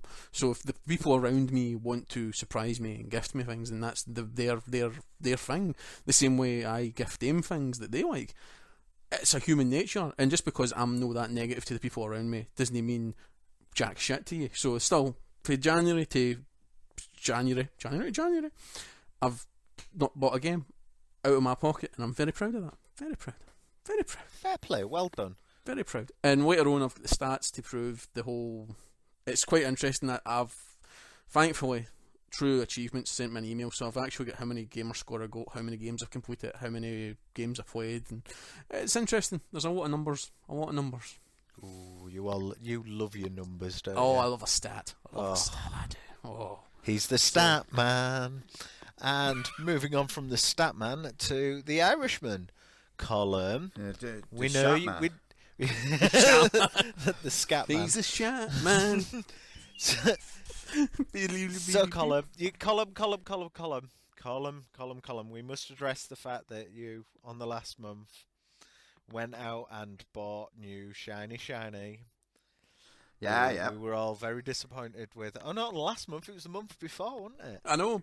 You're getting them. It was October. Jesus, it was October. God, time flies. So that was a young man. Did Santa think you'd been naughty or nice? Well, I Did was he empty naughty, his sack yes. down your But I am trolley? nice also. Well, I took Connor's comment on board and went out and bought all the games. Thanks, Connor. Or thanks, Matt. Sorry. Matt has to take. Whoever was there, and whoever can be blamed, thank you for your contributions. This is why, Colm, you failed your year of shame, and why you got no games for Christmas. 'Cause Shame. you fucking bought all the Years of games. shame. Years of shame. Years of shame. Well, I got some sensible presents. I didn't actually get any games at Christmas, which was a bit of a disappointment. Was there any games because left? I like. It's a bit weird. Did you not But I put got a knife money. to I your got co-host's money, so neck I to got give you a money. game? Oh yeah, I got money. I did get. No. Let's cover that first. I heard on another podcast you yeah. phoned them and went, "You're in Sainsbury's. You can buy me that. If you don't buy me that, I'm going to cut you to arsehole to earhole, you fucking mug." And you're like, "Wow, yeah, No, just Justin boys. We buy each other presents because we love each other so much. Oh, so you buy And, folk on other podcast presents, but you don't buy the people on this podcast presents. Colm's This is noted. presence on this podcast is presence enough. Oh my god. Mortal what I was Kombat, gonna 3 say ways, was- please. Yeah. Oh yeah. That's coming. So I can't stand Mortal Kombat. It's too violent for my liking. So I got money. So now I list got to money, the games right? that you got then, Colm. Now you're talking about violent Mortal Kombat. I got money. I got. We know Metal you've got Gear. money. You've spoke about it. Money's no tight to mention, and you're keeping got it money none for your pension. I got money for Christmas. What did you trade that in for at CEX? Amiibos. They Amiibo! they gave me €10 for two €5 notes. And quids in. I've got a bag of guilders. I'll give you a bag of guilders for your money. Okay. Oh, I've got a sack of taters. Some potatoes. I got some potatoes and some boiled potatoes as well, and some deep fried potatoes known as. They're called chips with amphi. Chips. You know what I mean? I've got some deep fried potatoes. What you mean chips? You know what I mean? Just to put it out there. We mash ours up and batter it and call it a patty. Oh, a rocher. A rocher. Jesus, how the other Mashed. how the other side I live. like a friteur. So, let me talk, please. It won't be for long. Trust me. I'm Never a man is. of few words. Is he on about talking or is he on about something else? Who knows? Who knows? I don't even know myself. So here we go. Here's the list. Here's what I picked up with my cash that I got for Christmas. I'd get people to have a you know. seat because this might take some time. Okay, Battlefield 4 Hardlines, Battlefield Hardlines, Mad Max, Metal Gear 5, Diablo 3, Handsome Collection, and Inquisition. Jesus, Fair play. mother of Fair God. play. Jesus fucking Christ! Right, so if we total up the amount of hours of play in there, you've got enough games there to last you 3 years of shame, I'd say. So, are you going to do Year of Shame 4 Fuck off. and be a renegade? I didn't do Year of Shame 2 or 3, but there you go. Yeah, Another well, fucking maybe if you game. do another year, we'll have enough months across the 3 to cover a year. So. Brilliant. Oh, brilliant. Yeah, well, no. So loving it. I'm wallowing in the games. All the hours. There's about 600 trillion hours in all them games. It's Them just alone. it's giving me an image of that scene in Indecent Proposal where Colm's laid on the bed, throwing these discs about, going, "Oh, My all eye, the games, my all eyes." the games." While lighting a massive cigar with a Wii game. With a burning Yoshi. No, I'm lighting my vape. Lighting my vape, please. Get it right, please. He is I know I've said some days the embodiment of Year of Shame, but you really are the embodiment of Year of Shame. You are the shame and you're all Yep, exactly. No, We're and going I to also erect. got We're going to erect a statue of you somewhere. Just erect it. We'll just buy we'll buy an amiibo and stick a picture of you at his face. That would be an honour. Thanks very much. I also got, for the grand total sum of €1. That's €1, not even a fucking pound. That's 79 cents. Easy Trump. I got No Americans listen to us. Wii Special Edition What? Skylander Swap Force. Ah, fair play. Yes, you did. posted it. Purchase of the year 2015. Yeah. That is pretty damn impressive. €3. €3. I should have actually bought all the stock. For about a tenner, and then went up to CEX and got fucking and made a profit on the fucking things. But I didn't. Well, why didn't you? You fool. I know. There was only 3 left anyway. I didn't buy you 3 of them, by the way. So yes, I am wallowing in delight of having all the games and having no time. I wish I was like Stuart. I wish I was young and free and still living at home with my mammy. Still got his own hair. Yeah, that would be nice. Stuart's got lovely flowing locks. Anyway, No ankle so biters. yeah, I am the shame of Enough the about the year. missus. Yeah, I was going to say.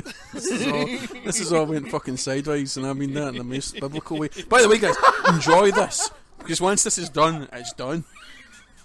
So DVD yeah, collections at the end of the month, don't worry.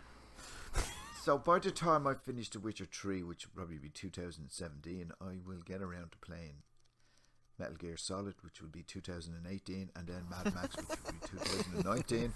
And by that stage, the PS5 will be out. No, but by 2017, you can trade all those games in for a used copy of Dungeon Siege 4. So.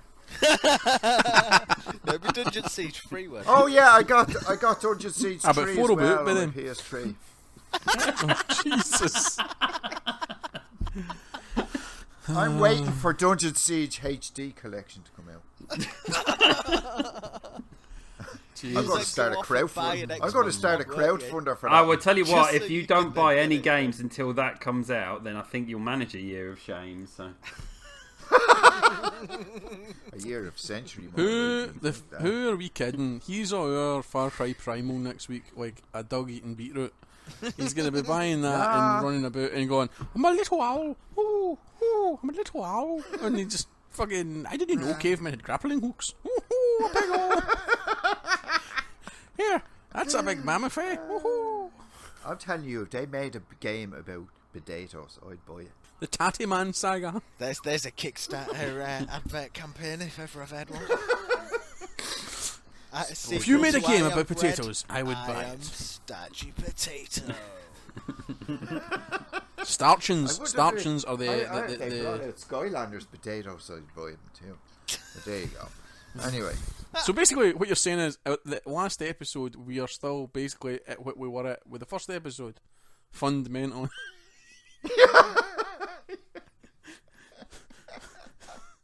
We're no far forward, we're no far back. Yes. Like an infinity circle, it just keeps, like that infinity circle with 2 snakes. He just keeps eating his own arse. An image of a Ouroboros. That's a terrifying one-person human centipede if ever I thought of one. Oh Lord! Right, so thank you, Colm. I will try Bestow. and bomb through what I picked up. I got Super Frog. bum true. Did you say bum true? Bum through. I'm going to bum through this. God. Someone please apply a sound effect to that. Oh, what kind of sound effect there?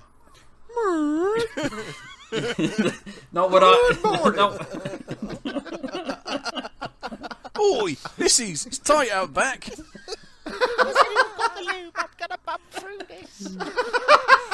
Best meats in the rear.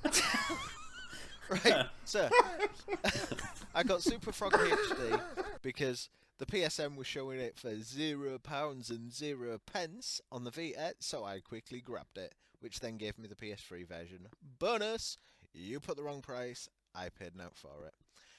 I won a copy of Aqua Kitty Milk Miner Defender DX from Punk and Lizard. I also, the lovely, lovely, lovely people over at Sunny Santa Monica were kind enough to send me a review copy of Fat Princess Adventures, which was quite nice. And then, Christmas presents galore. First Christmas in God knows how long that I've actually received games for Christmas. See, it's a great feeling, isn't it? It's fantastic. It was the first one, Assassin's Creed Syndicate. I didn't buy it when it came out. I wasn't on my year of shame. It was my sister and sister-in-law picked it up for me. I was very, very surprised. I got Until Dawn. Didn't you win a copy of another copy of a game on Vita on Twitter? No, I did, yes. I thought you won that I did. Breach and Clear and No, Breach. I won Tesla Grad. Did you? Yeah, I'm still waiting for it to come through the post, but yeah, I won Tesla Grad. So that was quite nice. I haven't got that through the post yet, and spoilers, that was in January. I got Until Dawn from the mother. Oh, you're not doing this in order now. I'm confused. What? It's just like Ellen Page. We were talking about December, and then he just said January, and It's not canon. It's just not canon. Colm's mucking it up by telling people about what I've won in January during when I'm talking about December. Matt, crack open another can of wife beater. Get it down is your this a neck. It all prequel makes show sense now? in the end. I've lost it. Matt, you do realise you've now agreed to do the alternate Year of Shame challenge? No. No, what you don't realise, Matt, is you've now been entered into the Hunger Games, the Year of Shame competitors. So next year's Year of Shame is going to be the best for 1, 2, 3, and the prequel that is 2016. And we're all going to go at it Hunger Games style. So you and me go forward for year 3, and then Justin and I'm putting money. Column's naked pictures get stolen from iCloud first. I wouldn't put that on the world. I don't even have any naked pictures of myself. I'm too scared. So the Hunger Games YoS challengers coming soon. Dun, dun, dun. So the mother-in-law got me Until Dawn, which bonus. Wasn't expecting that at all. So massive thank you to my girlfriend for pointing her in the direction of getting me that. Hold on a minute. Your mother-in-law gets you a game that scares the shit out of you. She doesn't like you very much. She should have got you fucking Mario Super World or something like that.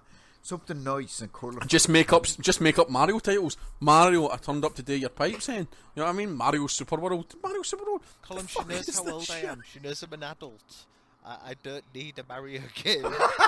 Oh, shots fired. Talking of which, I got Tearaway Unfolded. Jesus. Just to continue that adult level of gaming entertainment, I got Tearaway Unfolded, which again is what I really, really wanted. I got some money for Christmas. I've seen that. I have seen that because I did buy that. Did you get that from your mother-in-law as well? I got it. Technically got it from my uncle. It was 13 quid from Argos, and I thought that was an absolute steal. So I got that. I haven't played it yet. I really want to. I've installed it, but I will jump into that at some point. And then the bit that you've all been waiting for, the only reason people tune into this show. Just take a breath. Finally. Take a breath. Embrace it. It's time to say goodbye to this section. The right? final PlayStation Plus games of the Year of Shame Challenge 3 were Gauntlet Slayer Edition, King's Quest Chapter 1 on PS4, Freedom Wars, Rocket Birds Hard Boiled Chicken on PS Vita, and Far Cry 3 Blood That's a great game, Dragon actually. and SSX on PS3, which I already owned SSX. And I really didn't want to play another Far Cry 3 Far Cry game after playing Far Cry 4, so that might languish in my pile of shame forever. And that's me done. So, after all the fun and frolics of that, what have we missed? It's at the end. Did you struggle through that final month? Edge, just jonesing for Edge Christmas did not to come. rate this magazine at this game. Not rated yet by Edge. Not rated by Edge. Okay. Colm, Sorry. what did you miss? Although Bono is in this podcast with us, so Is he? Apparently. He does a lot of good work for charity, so I've heard. He's the most popular guy in that, isn't he? What he tends to do is give his own music out to people that don't want it, which isn't really the kind of charity. I think he maybe understands how charity works. True. So I wanted it. Bono wants his own music. I tend to get stuff I don't want just because it's free, so it was fine with me. So. I will happily, if you two just want to send all of their music to you, Colm, forever, I'll be quite happy they did that and saved us all from listening to it. That would be fantastic. I'm sure. I have all their music. We know, you're Bono. So, Colin, did you miss out? Miss fuck all, really. How could I miss anything after all that bleeding games I'm after picking up? How could I miss anything? Did it feel like retail therapy, or was it just? Did you just reach that level anyway? Did you feel dirty? Were you dirty at the end of it? Did you feel I just imagine I'm really Colin greasy. walking into game and go, or into GameStop or CEX and going, I'm gonna make it rain, and just throwing money about, picking games up. I want that one. I want that one. And then he walks out, and it's like fug for life. And the deal with sunglasses go out his eyes. Word. I went into CEX with the music called "These Boots Were Made for Walking." All I've got is the Fembot scene from Austin Powers in my head now. He walked in there with a pair of shades on and doves flying everywhere. I'll take the lot. And then he walked out to Purple Rain. Look like a John. So diving between each counter and grabbing another game, and then diving to the next one and grabbing another one in bullet time. It was the John Woo Dublin town. I'm buying this, and I haven't even looked at it. I don't know what it is, but I'll buy it. The wee guy sitting at the shop. He's at the till, and Colm was like, "Bang! Ah, my eye!" He's like, "Don't care, bag it. I'm taking it."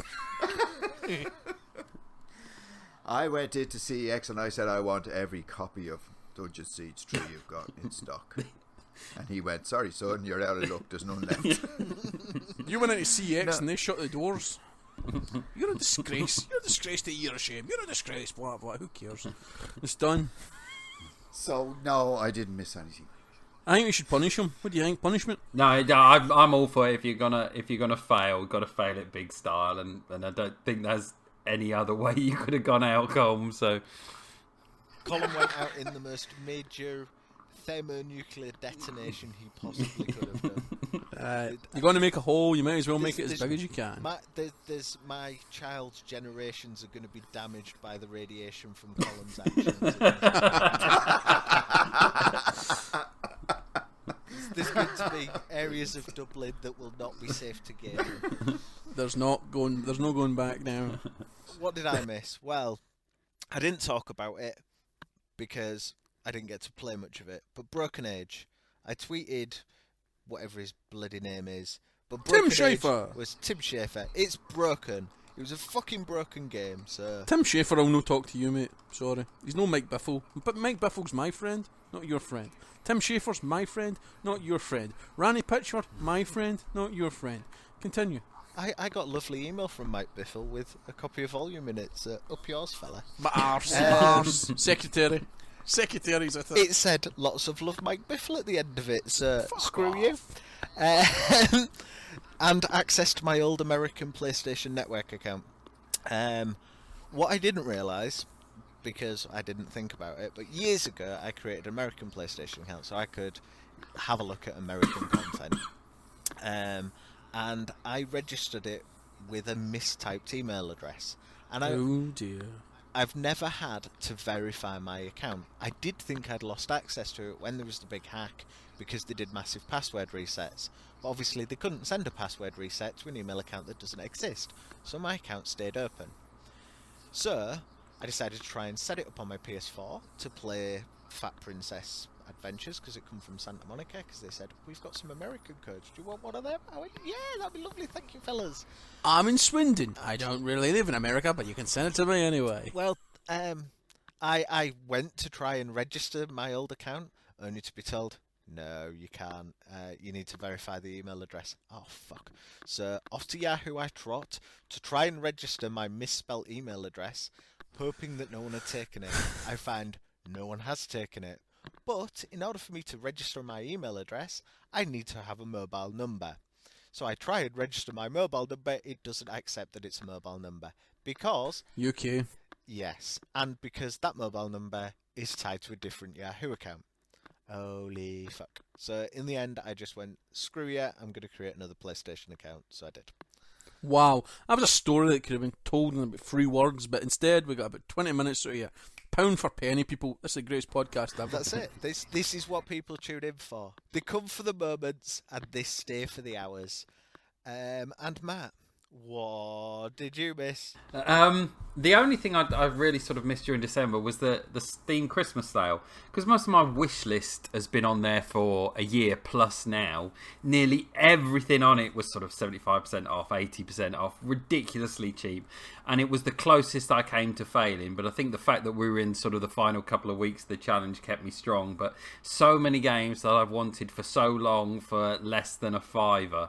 But when the Christmas sale comes around next year, they'll all be about 20p. So I shall fill my boots then. But I was going to say, did you basically, as soon as it was over, go back onto Steam and just add to wishlist every single one of those games? So basically, select all, add to wishlist. yeah, it's going to be, wish list, add to basket, buy in Christmas 2016. But so yeah, it was, there's some stupidly tempting deals, but I've fallen foul of it before, so stayed strong so I could say I'd done the year. And then the next sale that comes along, I'm sure I'll fall foul, but we'll see. So far so good.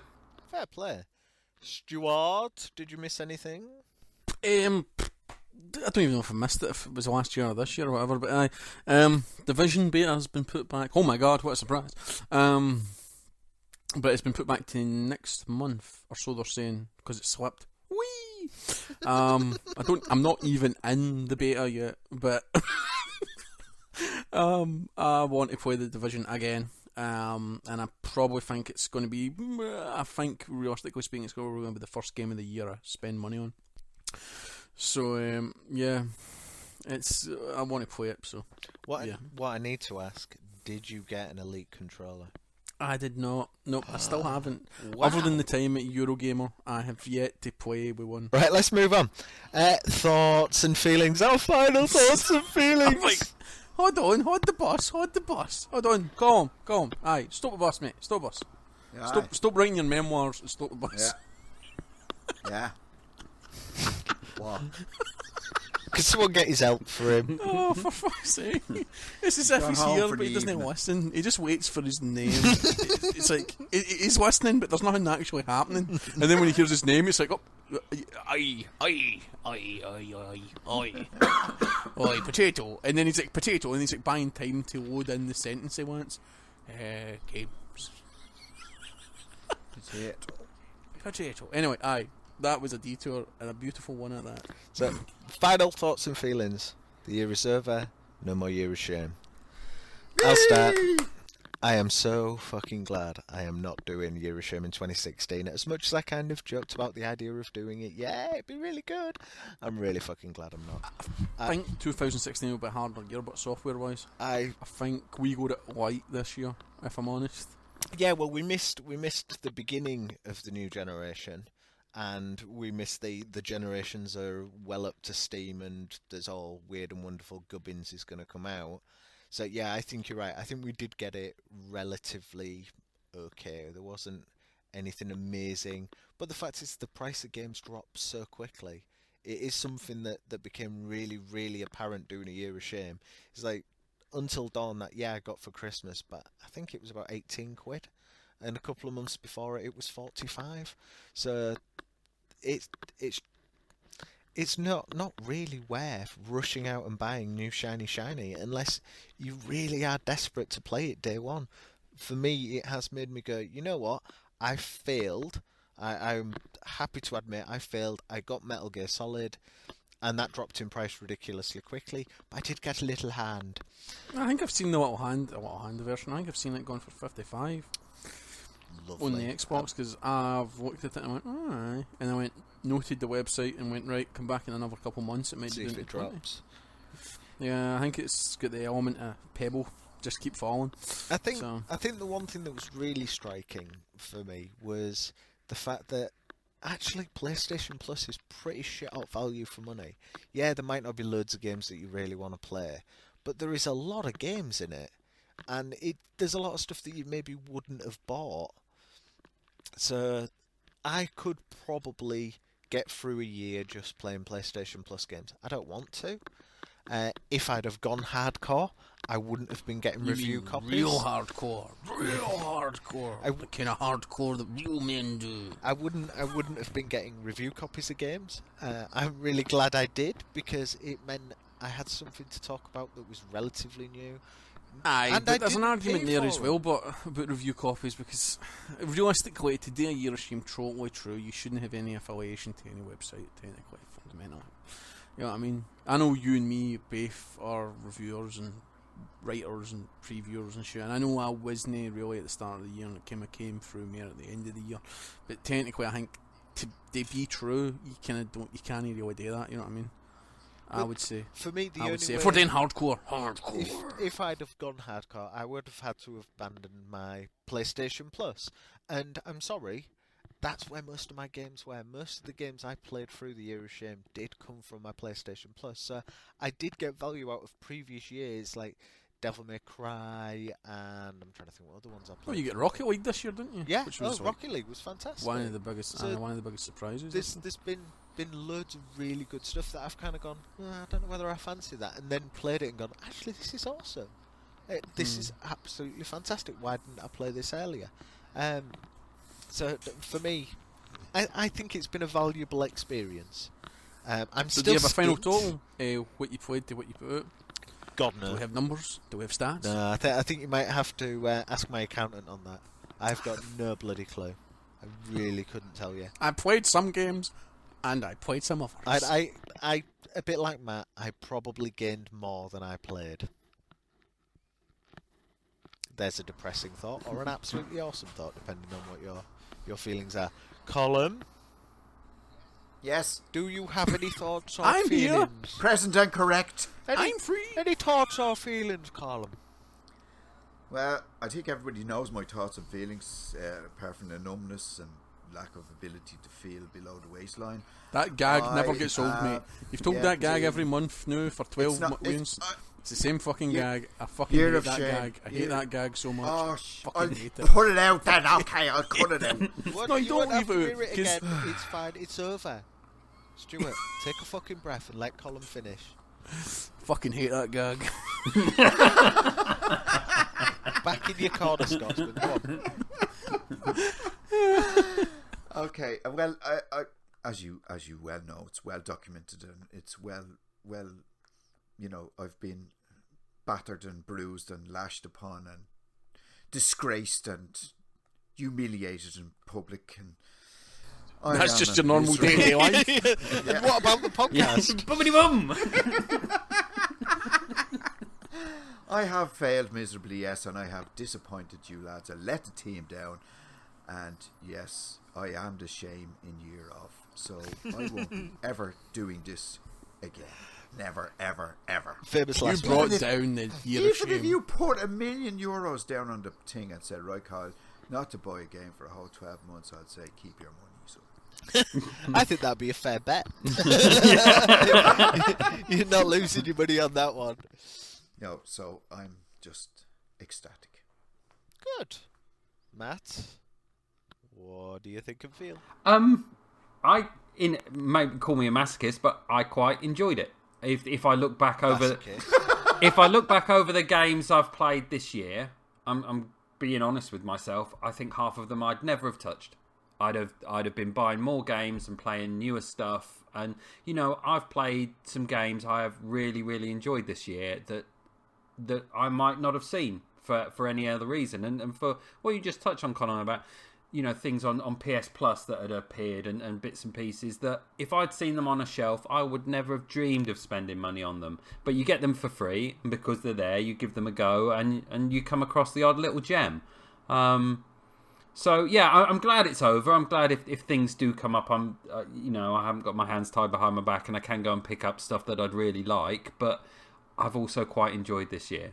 It's been eye-opening to manage my expectations about where my collection is and where it's going, and also to play games that I have spent money on that have deserved to be played. So, had you not had to relocate midway through the year, do you think you'd have got through more stuff?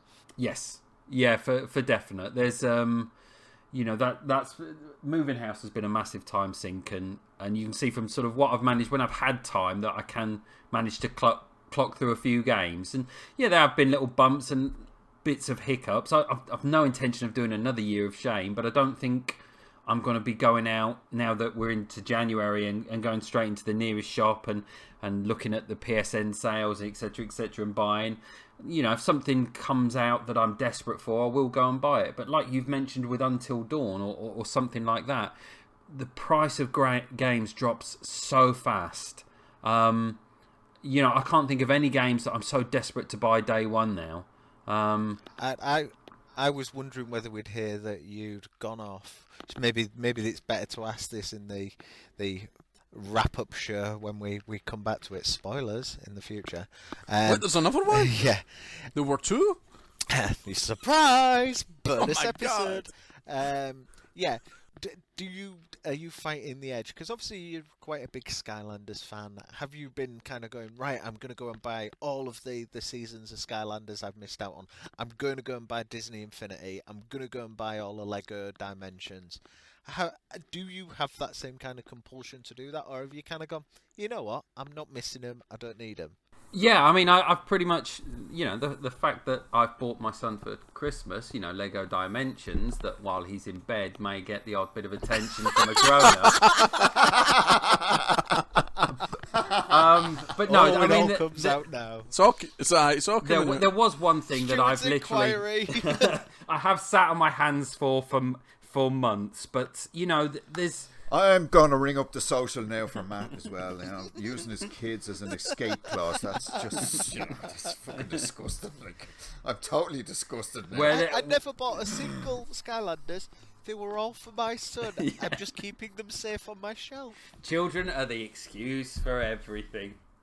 But no, I think I've, I was always one for a single player game. I never quite wanted to get in on the day one, etc., etc. For certain multiplayer games, you might think, well, unless you get in early, by the time you come around to pick something up, nobody will be playing it anymore. But I think as the year goes, as prices drop, that'll be the time to hit it. I can't see myself buying a day one game anytime soon. Do you think you now have a different price sweet spot now? Rather than, I'm not comfortable with dropping 50 quid on a brand new game. Have you now got because I know I've got a little price point that I use to go, actually, if that game drops to that price, I will go and buy it. Maybe, but I've fallen foul of that before, and I've had games that have fallen below that, and they're still cellophaned up and haven't been touched. So, I think Justin mentioned it towards the end of Year of Shame 2, that it was now, am I going to play that? If I buy that game, am I going to play it today or tomorrow? If the answer's no, then why buy it? And play the games that I want to play at that time. I've got so many bits and pieces. I've stopped feeling guilty. For example, I've always been quite stubborn, and I've thought, no, I've installed this game or I've loaded it. I'm going to play this even if I hate it to completion. Don't starve. I spent 2-3 hours with that. It didn't click. I uninstalled it. I'm not going to touch it again. And that used to make me feel bad, but now it's like I've got too many other games. Why waste time on games I'm not enjoying? And so yeah, well, I'll complete less games, but I think I'm going to play more games. Why waste my time on games that I'm not enjoying? I've got so many to go through. There's no need to punish myself. Excellent. And Stuart, any final thoughts and feelings? Have you moved into a palatial mansion with all the money you've saved from? Not yet. Not yet, but we're not far off. Exciting. I was. When It's like, should I buy a hat? Should I buy a hat? I win. Nah, sadly, you're not buying a hard hat. in 3 months' time or 2 months' time, whenever we come back to do the bonus episode, I might not be here because I don't have internet. yeah. Are we going to have to communicate with you for a podcast via carrier pigeon? Is that going to be the only way we can actually communicate with you? Possibly. Or possibly. are we going to be hearing the little bit of butter of tiny footsies? Probably not, but unless that baby bio really does work. Anyway, final thoughts and feelings. Final thoughts and feelings. For the quaintness of it all, I listened to the first episode back when we were just young scamps enjoying ourselves, Colm talking was about never a underwear. young scamp, at least not within the last 3 decades. It's true, but I was young, naive, and headstrong. Young, dumb, and And I full of listened cum. back, Is that what you're going to say? No, not at all. But I listened back and I listened to what I set myself as goals, because as we all know, Year of Shame's personal journey about discovery and stuff like that. And I had my 2 goals. One goal was to get the deposit for my house. The deposit is there, it's safe, it's in the bank, don't worry. You can go on home with that, don't you worry, it's going home. So that was done. Did that you was get your achieved speedboat? Quite almost. I could buy a speedboat actually instead. Grimsby, here I come. And the second goal was, at the time, I think I had 172,000 gamer score, and I wanted to go over the 200,000 gamer score mark. And yes, I fucking did that as well, because I love a challenge, regardless of what everybody else may say and think. And I did it by fucking 100 million miles, I think. I think I'm 220,000 gamer score now. So at the time I was within the top 100, give or take, Scotland and true on gamer score on true achievements. Now I sit at around about the 65 mark. So that's quite a big jump. I will get a lovely email here that actually puts in stats. So apparently this year I've did just under 45,000 gamer score, which isn't bad, which equates to about 75 games I've played, and of those 75 I have totally completed 100,000 G'd, blah blah blah, 22 of them. So that's not a bad hit ratio. That doesn't take into consideration when I played Ride to Hell as well, because does it? It might do, it might not, but yeah. It was the only game I went back for. I know on the episode when I went I should really play Portal 2. Portal 2 is still sitting there sealed, but that's to do with my stubbornness. I can't believe you've still not played Portal 2. Yeah, it's my stubbornness. Because I'm not going to do what everybody tells me to do. No, it's my world. I haven't ripped the seal off Max Payne 3 and tortured myself with that. You could have at least done yourself the good service of playing Portal 2. Well, Ride to Hell was the game I was meant to play, because obviously I tormented last year's hosts with it, which was the running gag. But yeah, I think at the end of the day I've got a newfound appreciation for certain kind of games. I play a lot of games, like I said as well, I think it was early on, and I went from being somebody who buys games to somebody who plays games, and I don't think that's actually withered in any way, shape or form. I don't know, I think, what do I walk away with at the end of it? I walk away with a sense of satisfaction. Satisfaction. Let me write that down. Satisfaction. Stuart can't get no satisfaction. Yep. That's it. But I try. Oh, I try. Yes, I try. I can't get no satisfaction. It's fantastic. I'm sorry. But Composure. I know, deep breaths. Sorry. I'm very unprofessional. We'll practice this before the buff. Just deep breaths. But I think it was what it was. I completed what I got. It was a good journey. I think the community get involved a wee bit. You guys obviously were involved in it a fair bit. Guys at my work as well were getting me pelters and stuff. And I think at the end of the day, regardless of how it says or how it's done, we did it our way. As we The know oath. from that video from EGX. Yes, the mythical video, which I think might appear on Twitter. Maybe, I don't know. We'll see what Colm thinks. Probably Yeah. not. Yeah. Yeah, I definitely think that should I'm go all live, for exposure. live at the I'm end. all for I think Colin could cut the audio into the end of this podcast. That's true. That's true. I might do that, actually.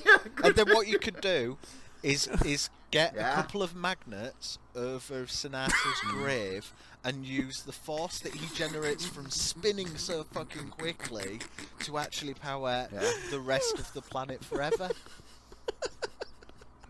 He's actually going to drill through to Sammy Davis's grave. But no, it was what it was. I'll miss it. I'll miss the constraints and the challenge and that. And I know I've took on codec momentum in a big way. And yeah, I know it's a carrot at the end of the stick, but fuck me, I love a badge. Soon I'll be a 5-star Colonel General Petty Officer Gunnery Sergeant because I've got that many badges. You look like the Scottish Pearly King. Yeah, pretty much. But yeah, it's Oh, been please get a leather jacket or some kind of denim jacket and put all of your badges on. Yeah. I really want to see how many you've got by the end of the year. Be like bringing Oh, Saturday that's swap shop back. fantastic. And if you do Nice. it, I'm actually going gonna to make wear chainmail. it to EGX because that would be fan-fucking-tastic. Maybe be able to write YoS free on the back. Yeah. YoS3 RIP. Yep, that's it. Gone, and we'll do the YoS and platinum pledges, and then we'll do the rest in the wee normal completion ones.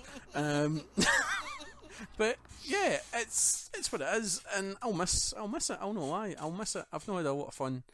I've had a lot of fun podcasting with you boys and that, and we all know that. And, it comes across when I think it comes across that regardless of what happened and how it was and how we dealt each other and that, we all got there in the end. And Colm was here basically just to edit, and I think a lot of people don't realise he is just here to edit. And he's done a very good job, and Colin does It's done a cracking job about editing. for having to put up with us babbling on and insulting him for 12 months. Indeed. And I think we've done the lineage. I think we've done the bloodline well. I think, regardless of what people may think and say, I always did say we were the rebel scum of the team, and we are. We are the renegades, the outlaws, and the rebels. We will never formate to what people think should happen. In decades to come, people will look back at this and go, that was the point where the most popular man on the internet gained his cult status. Yep. This will be sold. This will be the only one they'll put onto disc and sell. It'll be after Column's dead in hopefully a good few decades' time. It'll be broadcast over all of the radio stations. Basically, all media ever will just be snippets of Colm talking on the YoS3 podcast. Yep. And just him going, potato, potato, potato, potato. Yeah. Colostomy And bag. it colostomy bag, of course, yeah. Beside the potato. But, You don't want to mix those up, been, Colm, otherwise you're going to end up with a spud gun for a cock. it's been good.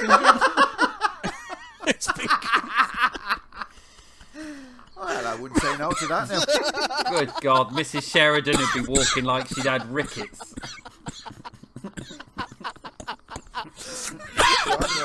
John Wayne. No famine in here, ladies.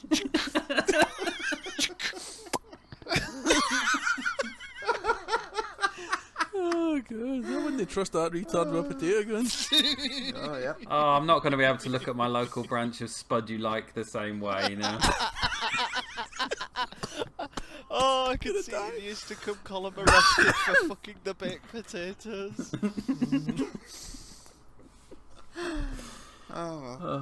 Moving on from Coleman, it's King Edward. Aye, swiftly moving on. But would they do it again? Ugh, I'm daft enough and stupid enough to do it again. And like I say, if year 5 or year 6 or year 7's the champions of champions, I will go head to head with any half-arsed wannabe that wants to take me, and I will run you into the ground. And you know that. Yous know that, because I'll no fail a challenge. I'll no fail it. Well, I think your next challenge is populating the rest of Scotland. Has it been abandoned? I was going to say It got dumped on one of the podcasts. You actually broke it to the poor guy that his missus had left him, and now you're telling him the rest of his motherland is empty and he's got to repopulate it. What, on his own? Is he going to clone himself? Is that why I've got such good internet tonight? Because nobody's using it. Quick, Stu's doing that podcast. Let's leave. Colm's just seen a notification. Scotland is now empty and sealed off with just Stu behind. He looked out the window and he just saw the one line. Oh dear. But aye, fuck it. Aye, we did it. We done it. We've done it. We've walked down the line. Aye. So Thank you. yeah. Do you want to play Dungeon Siege free? Yeah, I'm all up for it. One thing I was wanting to say was that usually I send this into Year of Shame, and because our fan base are dwindling to none, to have moved on, to have whatever, I would usually ask, was there any highlights or any games that surprised you, or any games that took you by surprise this year? Is there any highlights game wise that you've played? Colm. Hold on, I'm trying to think now. You've Okay, put me on the Matt. spot here. No, the one thing I have learned from this year is persistence. Now, last year, The Witcher, I would have put The Witcher 3 in, and 5 hours later, I would have just left it there and said I'll get back to it. But no, 5 days later and 2 hours later, I'm still persistent. So, yeah, I would have to say the surprise of the year for me would probably be you guys, really. But what's that game you were playing there, Stuart? Sorry, hold on. Never Alone? Okay. Never Alone. Yes, that's the one. That's Okay. nice. Matt, what about you? The highlight for I think I've mentioned it numerous times on Twitter as well, was Transistor. It's the only game of every game I've played this year that once I'd completed it, I'd have quite happily New Game Plused it and played it through to completion again and again and again. Fantastic game. It's been on PS Plus. I'm sure it's been cheap or sales. I'd recommend anyone pick that up. But that's definitely been the best game I've played this year. Connor. Probably Nom Nom Galaxy. I think I enjoyed that the most. I had a lot of fun with it. I know I got it as a review copy. The other one would probably be Stick of Truth, which was technically after my Year of Shame had finished, and it was the first game I bought. But I bought it because I wanted to play it, and I did. I just played it. So I think those two probably are the ones that really stand out for me. And also, if I've got one recommendation and you are going to do a Year of Shame, do not touch free-to-play games. They are the bane of this Year of Shame for me. I would never ever go back and play any free-to-play games in a Year of Shame again, because it was it's torture. Stuart. Oh, thank you. It's all about you. Thank you. You fucking remember that. I was the glue. I was the glue that held us together. I was that 4 times Grand Champion winner, boiled down to its pure essence. For me, if I'm being honest, and it was my game of the year last year, which really pissed a lot of people off, Thomas Was Alone. Just, what a game. What a fucking game. Mike Biffle, what a man. But Volume's really good, mate. It's really good. But I was really touched by it in an emotional way. And Can you point on the doll where it touched you? I can indeed, because I mind I fell out with Last Save Reloaded because I wanted to buy the Thomas Was Alone action figures, and I wanted to buy the Thomas Was Alone little blocks, and the Irishman and Justin couldn't understand why I wanted to buy them. Well, it meant that much to me that it won my game of the year, even though it was 3 years old by the time I played it. But I think, like I say, I think this year I've come out the end of it, and I think this shows as well. Everyone else picked an indie game though. You know what I mean? Yeah. Which is quite a telling thing, and I think I've personally, I always was the guy, I'm sure I even said on this podcast, I kind of like the idea of indie, but I never really do indie. I've got a newfound love's too strong, but I've got an appreciation for indie, because I've played quite a lot snippety Xbox Live games that are indie, and I'm really enjoying them, whether it be for review for Midlife Gamer, or whether it be just games that I'm seeing cheap, and I'm enjoying them, so so there you go, 4 indie games and 1 censored game. was the highlights of the year. Other fucking censored Yeah, games. So. Any standout moments of the year then? Fuck it, we're here. Let's air it. Let's get the words out. Any standout moments of the year? Connor. Buying clothes. I got new wardrobe out of it, and a big Ponzi French coat, which in the weather it's been at the moment is finally getting some serious usage. Matt. Probably my highlight has just been, this has all been quite, it's all a bit group hug, but this has all been a bit of a new experience for me. So being able to, I don't really have many real life friends that have a great love of games or spend a lot of time. So being in a thing where you can talk to like-minded individuals on a similar sort of challenge and talk about it it's been a blessing. So I've really enjoyed this past year because of that. I'm going to cry. Appreciating the finer aspects of CEX and what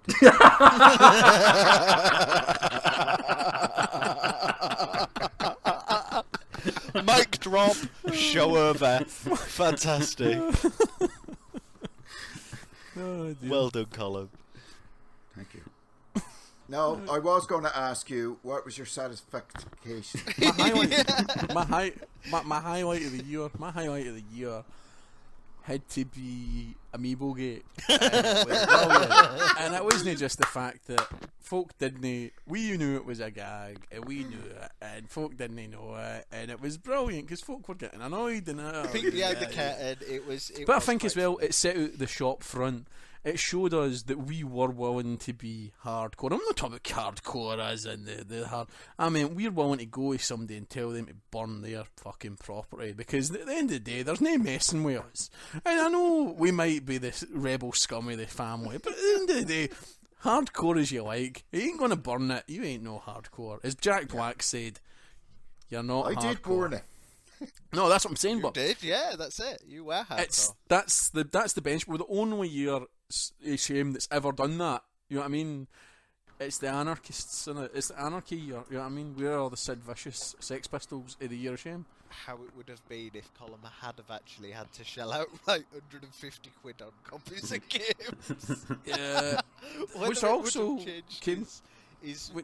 came close. Yeah, Mortal Kombat did come very close. But Fatality. You never know. Oh, Jesus. I get paid next week. I really want the division, but it's there's been lots of highlights. Whether it be the first episode talking about fucking boxer shorts, or the episode where we were growled over the fucking my girlfriend buying me Zombie Army trilogy, or the fucking Amiibo Gay. What else was there? I'm trying to think of other really stand out moments. But Connor with his clothes, me with my Halo 5 birthday present. It's been a hell of a good year. And that's the main thing, was the fact that if I was a listener listening, I would have enjoyed it because it was entertaining. And I think that's the difference between having a factual podcast and an entertaining podcast. And I think if anything, worst case scenario, we were entertaining. Bit dry at times, but entertaining nonetheless. I think my favourite episode was the train wreck episode. Oh, are we talking the death episode? God, yeah. Oh God, so hard. That was my. I'm not on the happy pills. I'm not on the happy pills. Jesus. that's one I hosted, wasn't it? Oh God, that was the worst thing. I'm glad Colm's back on his pills. That's all I can say. Ketamine. The medical It's been revealed in episode 12. It was ketamine all along. Still telling the same joke about being dead under the knees. It's a beautiful thing, man. It's a beautiful thing. Right, I think we maybe have a couple of listenery kind of things which seem a bit kind of moot at the final podcast. But hey, sir, who wants to take the first one? Was it who? Oh, right. There's only 3. Oh. And there's 4 of us, so can we knife fight for the last one? I've got an empty bottle here. I'm ready to smash it. Slit someone's throat. There's 2 ways to cut your balls off. There's the chemical way, and there's this way. I'll read the question and the rest. You give the answers. Is that how you pay the lassies? Is that what you tell the lassies when you pay them? I'll read the questions and you can. When I pie the lassies? What do you mean? Well, when you pay the lassies, give give currency, give doubloons, give pay. rupees. Oh, right. Pay. Pay the prostitute, you mean? Come on, you've been hanging around the Witcher brothels, Colm. Don't deny it. So I said, what are you playing, and did you get any new games over the Christmas? So, the first response we got was from Sean Cullen at Sean Aitken on the 10th of January. At YoS Challenge 3, still on Fallout 4. No new games, but lots of gift cards, which should let me get the Fallout Season Passes. Synergy. Hashtag. Next one. Who was to set the next Well, one? I'll do that, seeing as H is from the same part of the world as I am. So And your best accent. this is from Welsh Benno.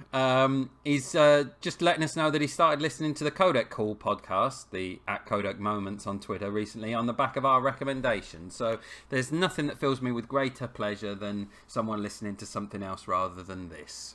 They boys at Codec Moments are riding our coattails, aren't they? They're riding our coattails.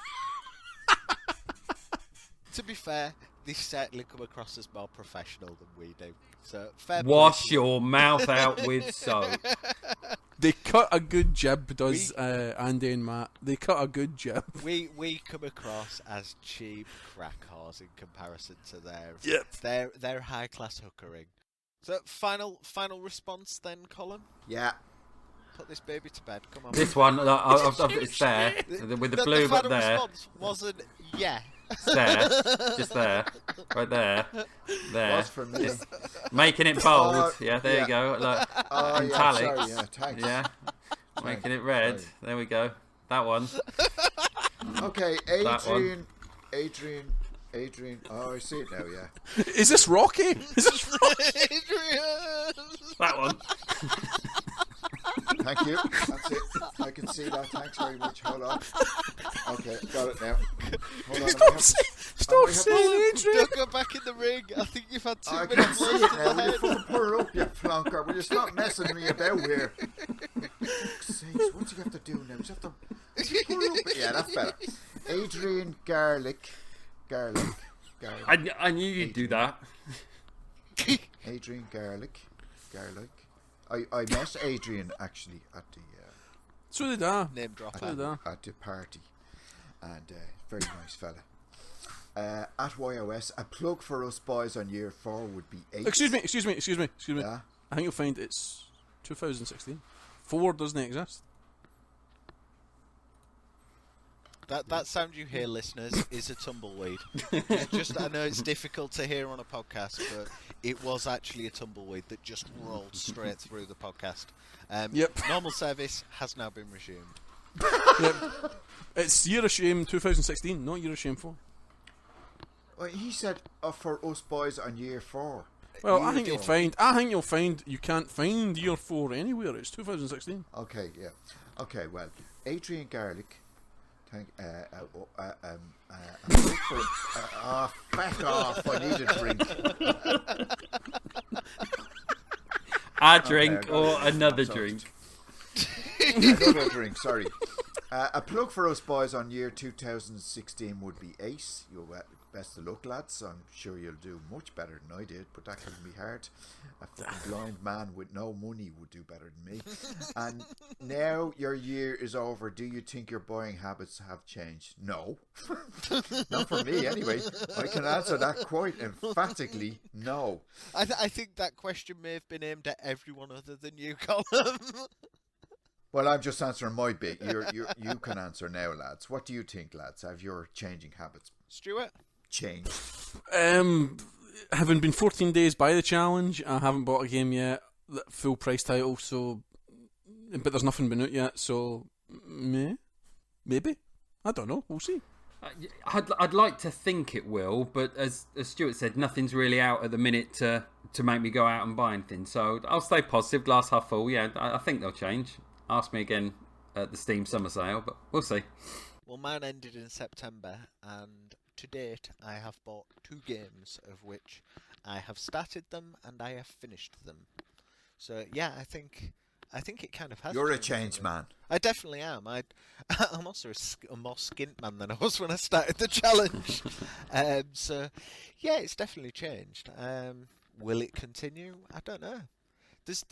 Like you said, there's not actually anything out at the moment that I'm desperate to get, and there's not really anything that's gone that I didn't actually get for Christmas that I desperately wanted. So, yeah, I'm kind of quite happy. I've got enough stuff to still play through. Now all I need to do is teach my son not to pull all of my games off the shelves. That would be quite handy. Mouse traps work wonders. A bit of classical conditioning with mouse traps. Yeah. I hope Colin didn't hear that. It was straight on the social. Hold on, I'm just ringing them now. Hold on, sorry, I'm just getting off. He's got him on speed dial. Oh, is Dad Mr. Sheridan again? What's the Why is problem now, Mr. Why is it for an Sheridan? Irish social for you? What? That's was going to be the punchline. International. Oh, Jesus. We're international. With a name like Connor, he must have Irish ancestors somewhere. So Yes, I do. Let's put this baby to bed. Has anyone got any final thank yous to friends, family, anybody that they want to kind of acknowledge for putting up with them doing Year of Shame, or who've encouraged them, or anything like that? I'd like to thank my girlfriend. I'd like to thank my online friends, Savage Wolf and Magic Molly, especially because they were the early days. They helped me through, and we did the whole Evolve thing with Dell and stuff, and that was really good because got through the early days with them. And I'd also just like to thank you guys, as always, as we've always said, and we've said again. Thank you very much. And yeah, that's pretty much it. Yeah, good times. I'd like to thank my special friend Justin. For getting you the audio files Get a so you can room. put the intro music on. They did. That was in one of the last safe loadings at EGX, wasn't it? Yep. That's available pay for view only though. That's Of course, Patreon. That's a Patreon after pledge. the watershed. I'd like to thank my son for the abuse he's given me over the last 12 months, for calling me all the names under the sun for selling my Xbox One. And I'd like to thank you guys for putting up with me. It's been a pleasure, Colin. Matt? Yeah, I'd like to thank my wife for allowing me to do this once a month for the past 12 months. It's sort of a big Are we commitment. still talking about the podcast? Oh well. Or are you now broadcasting from the What, bedroom? once a month? You're having a laugh. I dream of that. So no, it's been. I'd like to thank the community. I've met, however you want to. I've made new friends online on Twitter, etc., that I would not have met for any other reason than being on this podcast. And I'd like to thank you three. I don't think without you three, I don't think I'd have managed to, whether you can call it an achievement or whatever, but I don't think I'd have got through this year without spending any money. So thanks to all those people, much appreciated. It's not an achievement, it's a trophy. Cool. Controversial to the end. Oh, what a bombshell. And me, my final thanks. I want to thank the missus who's had to put up with me recording this. I'd like to thank my son for not making any really noisy appearances during any podcast, but he did stop me from appearing on one. I'd also like to thank the guys over at Codec Moments for kind of going off and doing Codec Momentum. It's been quite a good encouragement and a good way of getting people within the community either to listen to us or to be engaged with games and talking about games. Twitter has been absolutely fantastic this year. The support, I can't even go through and list everyone. Most people know who they are, and it's been lovely getting kind of encouragement and recommendations and chatting about games. It's been fantastic.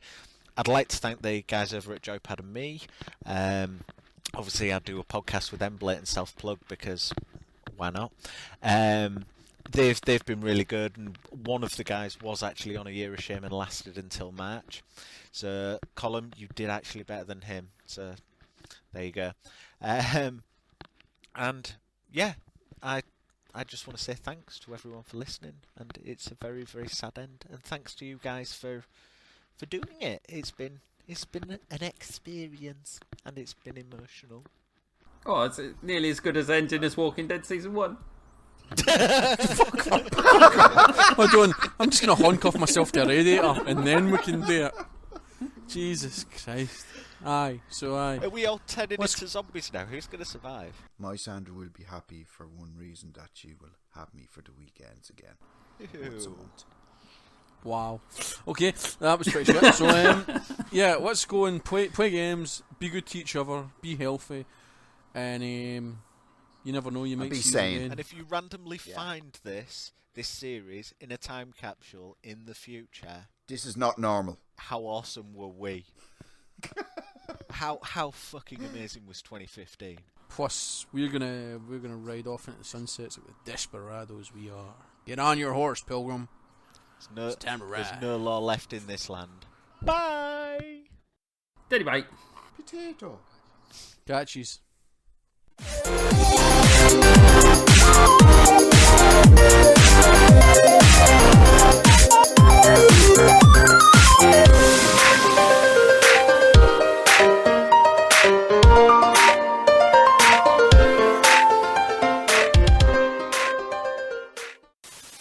The now follows a short interlude due to technical difficulties. We shall resume normal service as soon as possible. This is what happened when we leave the car. This is what happened. Well, it appears there's... Yay! Yay, we all back in together? No, what the frick's going on? Back. Oh, hello! G'day, g'day. It's you, you're there, but the other two are missing in action. Alright. Hello! Oh, he's back. Clunk, clunk, clunk. He's doing his tax returns. Clunk, clunk, clunk, clunk, clunk. With the fact his kids are smoking ketamine from their electric cigs, I am starting to think he may actually be rewriting The Naked Lunch. And I do think that typewriter might be a giant big bug typewriter. God knows.